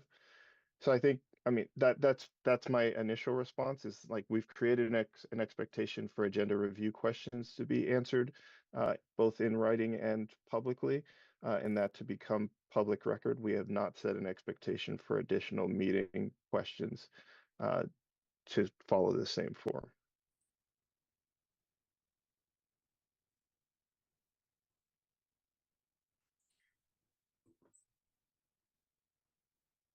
So in that, I think regardless, we just need to be clear collectively on what is the process for submitting questions and getting responses. Inside of that, what are you recommending, Director Walker? I mean, so I think for what I'm recommending in this instance is that we keep our process for agenda review the same. And if we want to ask additional questions, then we can. I think for this meeting in particular, I think it'll be beneficial for the superintendent to have the questions that we are going to ask or want responses to in advance, and then give him an opportunity on the 17th to respond to those in public and have a conversation with us about it, but not have an expectation that he would also follow up with those in writing that become some sort of public record in a file somewhere. Gotcha. Okay, so that is the current process. I'd love to hear from the board on this, that all questions should be asked. Superintendent should have the opportunity to respond to those, and they'd be asked on the 17th, so the superintendent is prepared for it. But I also did hear earlier that anything related to the resolution and language actually would be answered in writing and attached as part of the public record. Is that accurate? Correct. Great.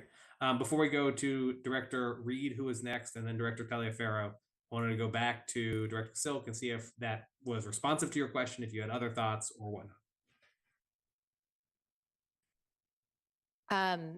I think it was, and we'll hear what other directors think. What I was hearing from Mr. Walker was that questions that we collect from constituents and share with Dr. Walters and his team in advance, that his proposal is that we ask them as part of the public meeting on the 17th and get a verbal answer only. So I'm curious to hear what other folks think. Okay, thank you. Director Reed was next. I took my hand down because I had the same question. Will we have time to submit agenda questions about that particular agenda item? And that was answered, so I'm fine. Great. All right, Director Taliaferro, followed by Director York.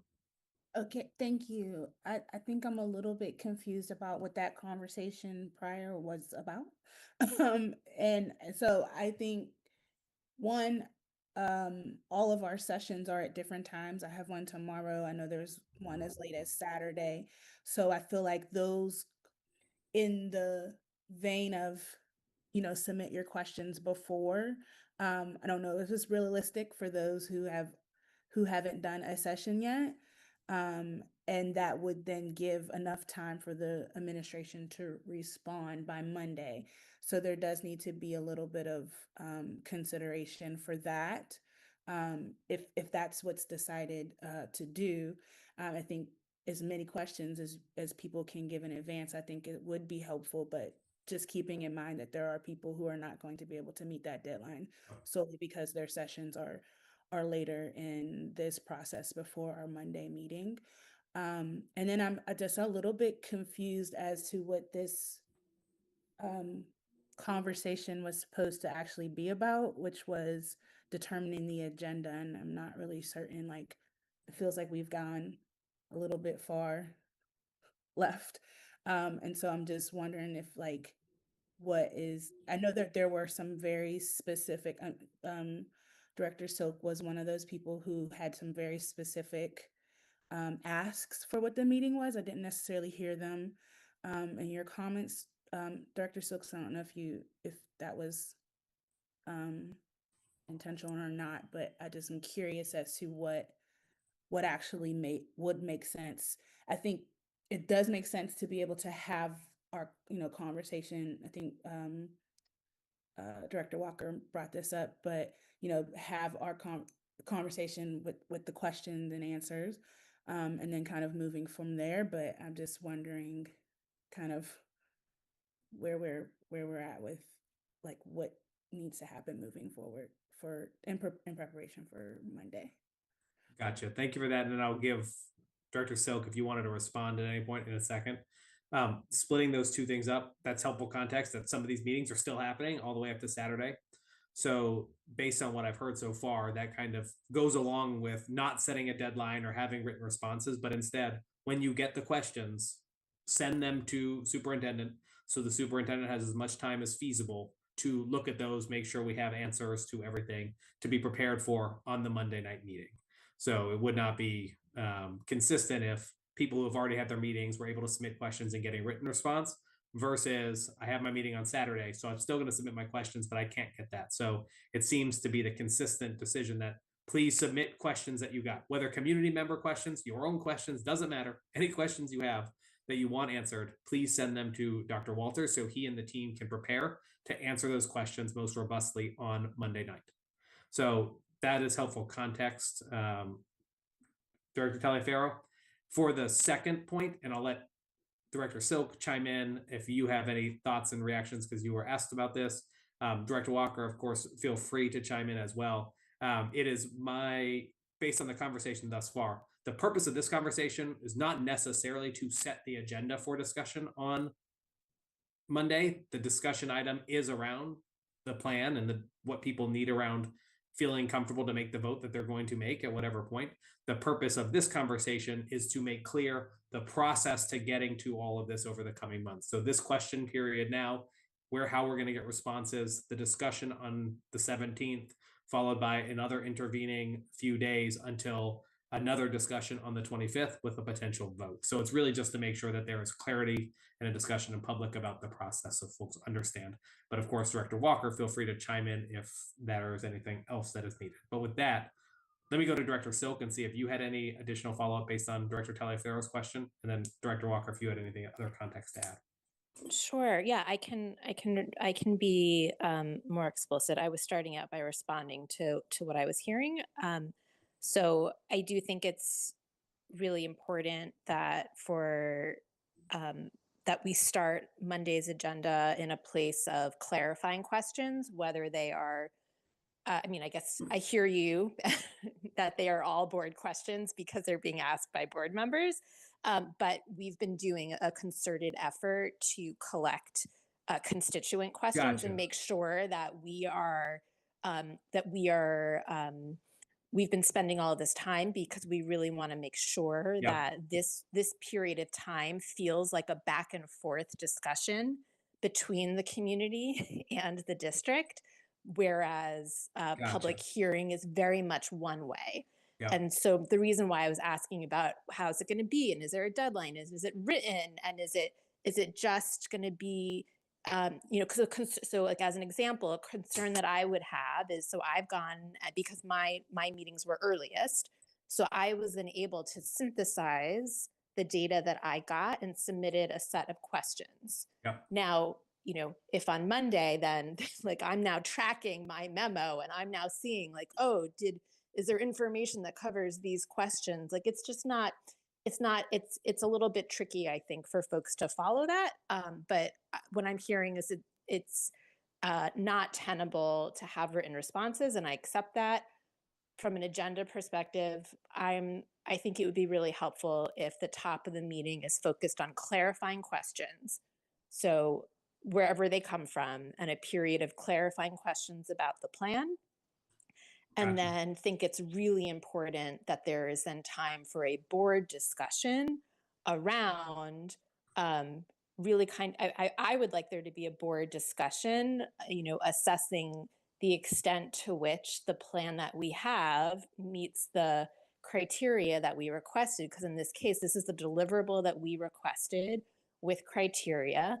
And so it's not about, oh, like, I don't like this thing on page 23, or I love this thing on page 76, but we're really kind of assessing, does this deliverable meet the expectations that we set, and any discussion about action that we want to be taking over the coming week is what's on my mind right now. Gotcha. So then to Dr. Walker, this makes sense. The way that I would recommend, and of course this is your meeting, y'all will get to decide, is that what I'm hearing here is more of a process question, less so about an agenda. We're going to have this item. So what I'm hearing is the first part of the conversation, and I think this is just a decision that President Walker can make as terms of facilitation, so I'm going to open up to him if you have any thoughts in a moment, would be, first, let's start with the questions that were received. Superintendent Walters can walk through the responses to these questions. And just to clarify all of those elements, And then after we get the clarifying questions, then it moves into a full board discussion generally about the item that is being considered on the 25th. But Director Walker, does that align with your thoughts for tomorrow, or do you need any clarification there? No, I don't need any clarification. I think through this kind of I mean, I've learned a lot during this last kind of week about how I ask questions or engage. I think what I'm hoping to accomplish today is to have agreement and clarity on one, the format of the meeting, and I think we kind of have that, right? We want a Q&A and then we want board discussion. And then second is wanted to put some framework around what is actually going to be discussed without with the caveat that we should not we should not move the goalpost because we did ask for a specific deliverable from the superintendent and we shouldn't, and I would hate for us to use this space as an opportunity to then move the goalposts on what we asked and ask for an additional delivery or additional report or something that we had not previously said was going to be critical in helping us to make this decision. And so I think we're close, with the Q&A and the board discussion. And I think the board discussion can go whichever way it goes, and then we can as a collective decide if that in fact is adding an additional requirement that we had not previously asked for, or if it is in agreement with what we've already talked about. And I think that makes perfect sense. All right, thank you. We'll go to Director Yord next. All right, awesome. Thank you. So two things. One is I agree with the proposed agenda for Monday, which is to ask the administration additional questions and whatever, get some additional rationale on things and see a sample presentation of the monthly and quarterly check-ins that we discussed at the last meeting. That's really important to me. And then have a board discussion about the plan and whether we're gonna move it forward for a vote or not. My question, Mr. Walker, is we recently updated our board policy around our board meeting. So meeting 007, or policy 007, which is fun to say. And we moved to a consent agenda, which says that items we have to submit all of our questions on the agenda in writing per whatever, at least 4 days before the meeting to the superintendent or the designee so that they can answer it. So we've all done that because those questions were due today. And then the other part of that policy now states that we operate on a consent agenda, which means that there is no discussion or debate permitted on the consent agenda itself. Now, what's not clear to me from the policy, and what we probably should have clarified, is if that consent agenda policy applies to both the agenda review meeting as well as the legislative meeting, in which case at least one board member on this call would need to submit a request in writing to pull the Future Ready plan from the agenda in order for us to further discuss it on Wednesday. So it would be helpful to get clarification, and we probably need to slightly update the policy to make that clear now that I'm reviewing it, whether the consent agenda policy around not discussing agenda items refers to just the legislative meeting or the agenda review meeting as well. And if it does, then somebody on this meeting needs to submit a request in writing to pull whatever they want to talk about.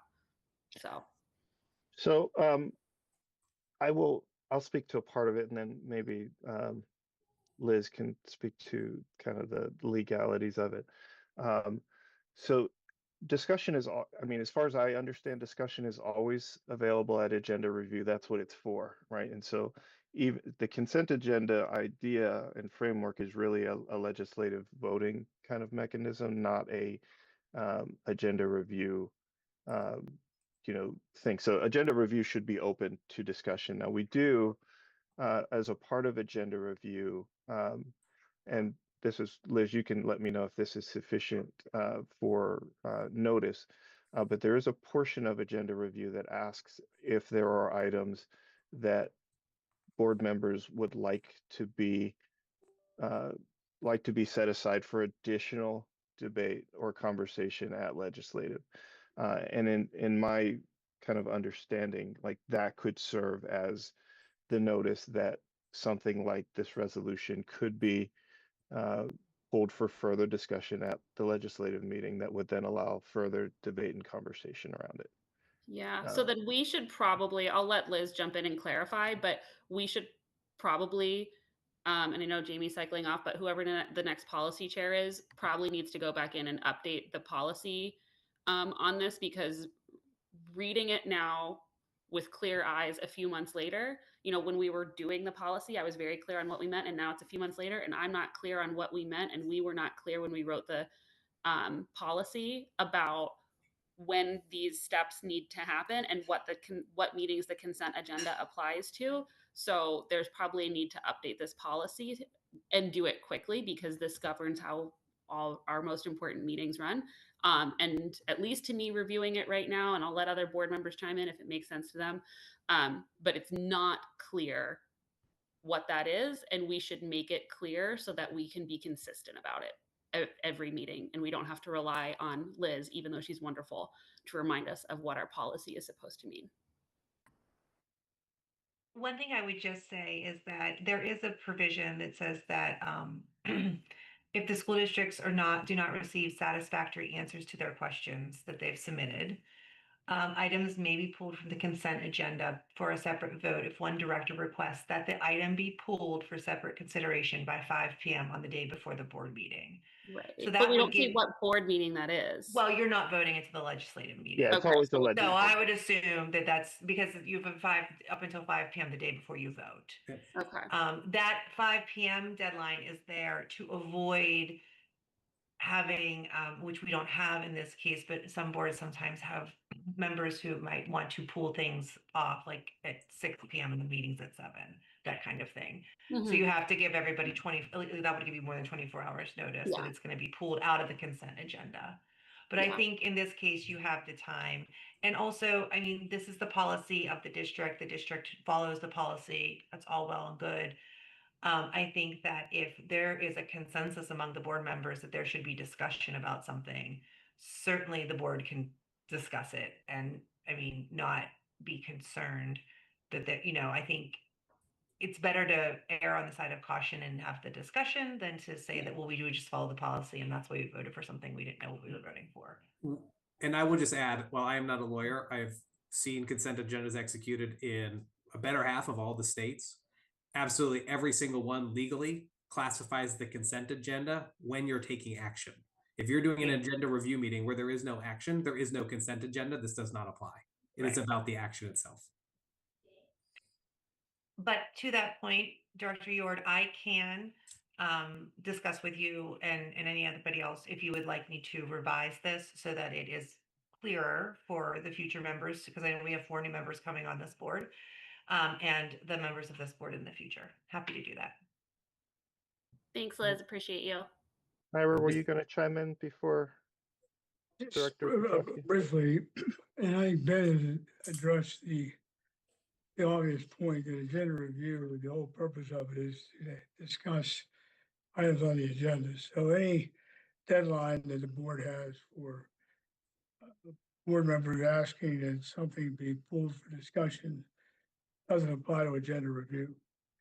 But this is just a pragmatic statement.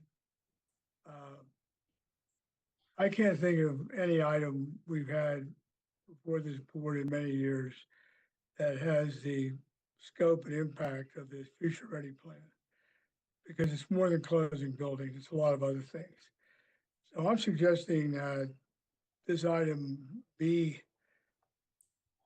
up for discussion at the legislative meeting without these deadlines and all that stuff.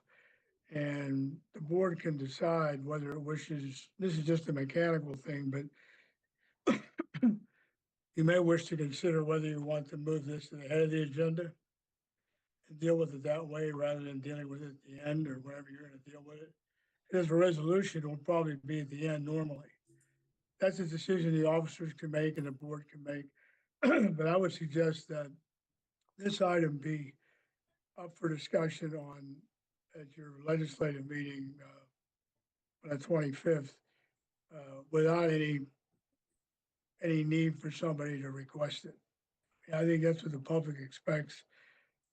Frankly, I think for the board decision, whatever it is, to have credibility, there's got to be a discussion.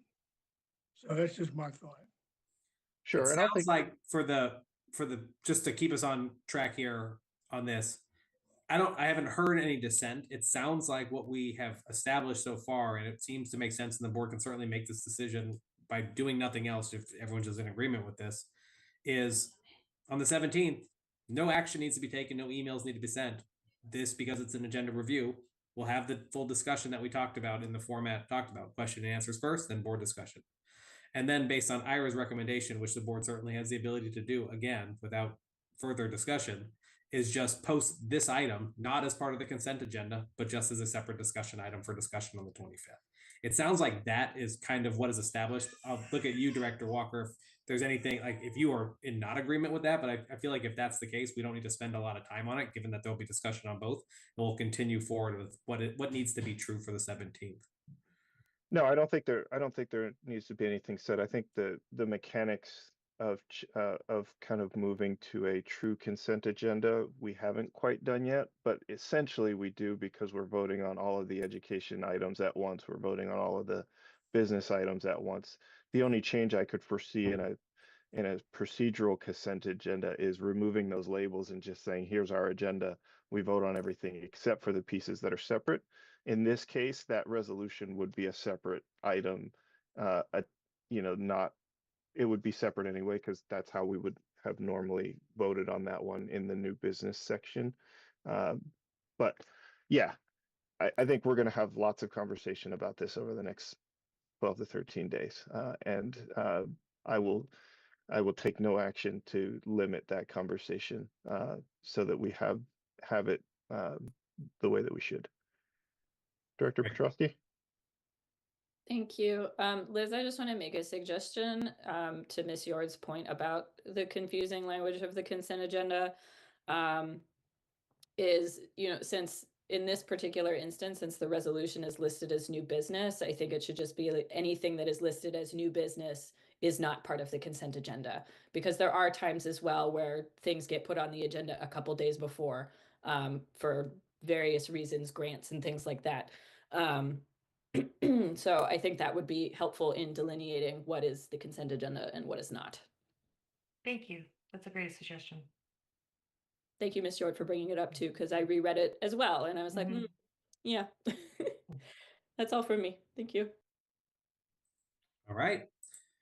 Seeing no other hands, please feel free to chime in if you have anything else. Otherwise, thank you for the discussion. Where we are leaving this conversation is, as people continue to get questions or have questions already, again, please send them to Dr. Walters and his team so they can be as prepared as possible to answer them meaningfully on the night of the 17th. On the 17th, there will be a conversation around this item that will begin with questions and answers to make sure we understand what the questions were, what the responses were. Teasing out that a question is different from a request for a new deliverable from the superintendent that hasn't already been agreed upon. Then the board will have a wider conversation about the entire item as the board sees fit. If there are any new requests for deliverables, that would have to be a full action of the board. But then regardless, that conversation would happen. And then another conversation would happen again on the 25th before any potential action. So if that makes sense to everyone, just to make sure that is on the agenda, thank you all for engaging at that. Anyone have any last thoughts or needs as it relates to the timeline? I have a question. What is the deadline that we shared for the board to send questions so that we can be prepared? I didn't get a date for that. As So soon for as the- they have it. Yeah, for the meeting on Monday from the community. Now, obviously, board members, if you have questions, like personal questions that you want the superintendent to be prepared to respond to, like, we don't have to wait till the community meetings are done. But if you're submitting community-led questions, then I think, Dr. Walters, you can expect to get those all the way up probably until Sunday. And then we'll have to kind of manage that. As for agenda review questions, Ms. Short, I think you said the policy said those have to be submitted 4 days prior to the meeting, which means our deadline to submit those should be Saturday. Only for agenda review?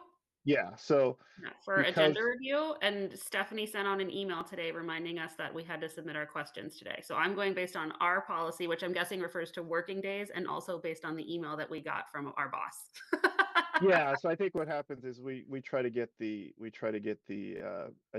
those agenda review questions sooner rather than later so that Dr. Walters has time. But obviously, because the resolution didn't make it on the agenda this weekend and it just showed up was added this morning, I think it's realistic to follow that 4-day timeline and make sure if we have an additional question about the resolution that wants to be in the written public record, we should have that submitted by the end of the week.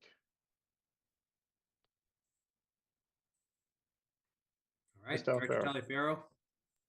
I'm super sorry about this, but like, someone please explain why this particular agenda item did not go onto the agenda when it was posted and why it went on late?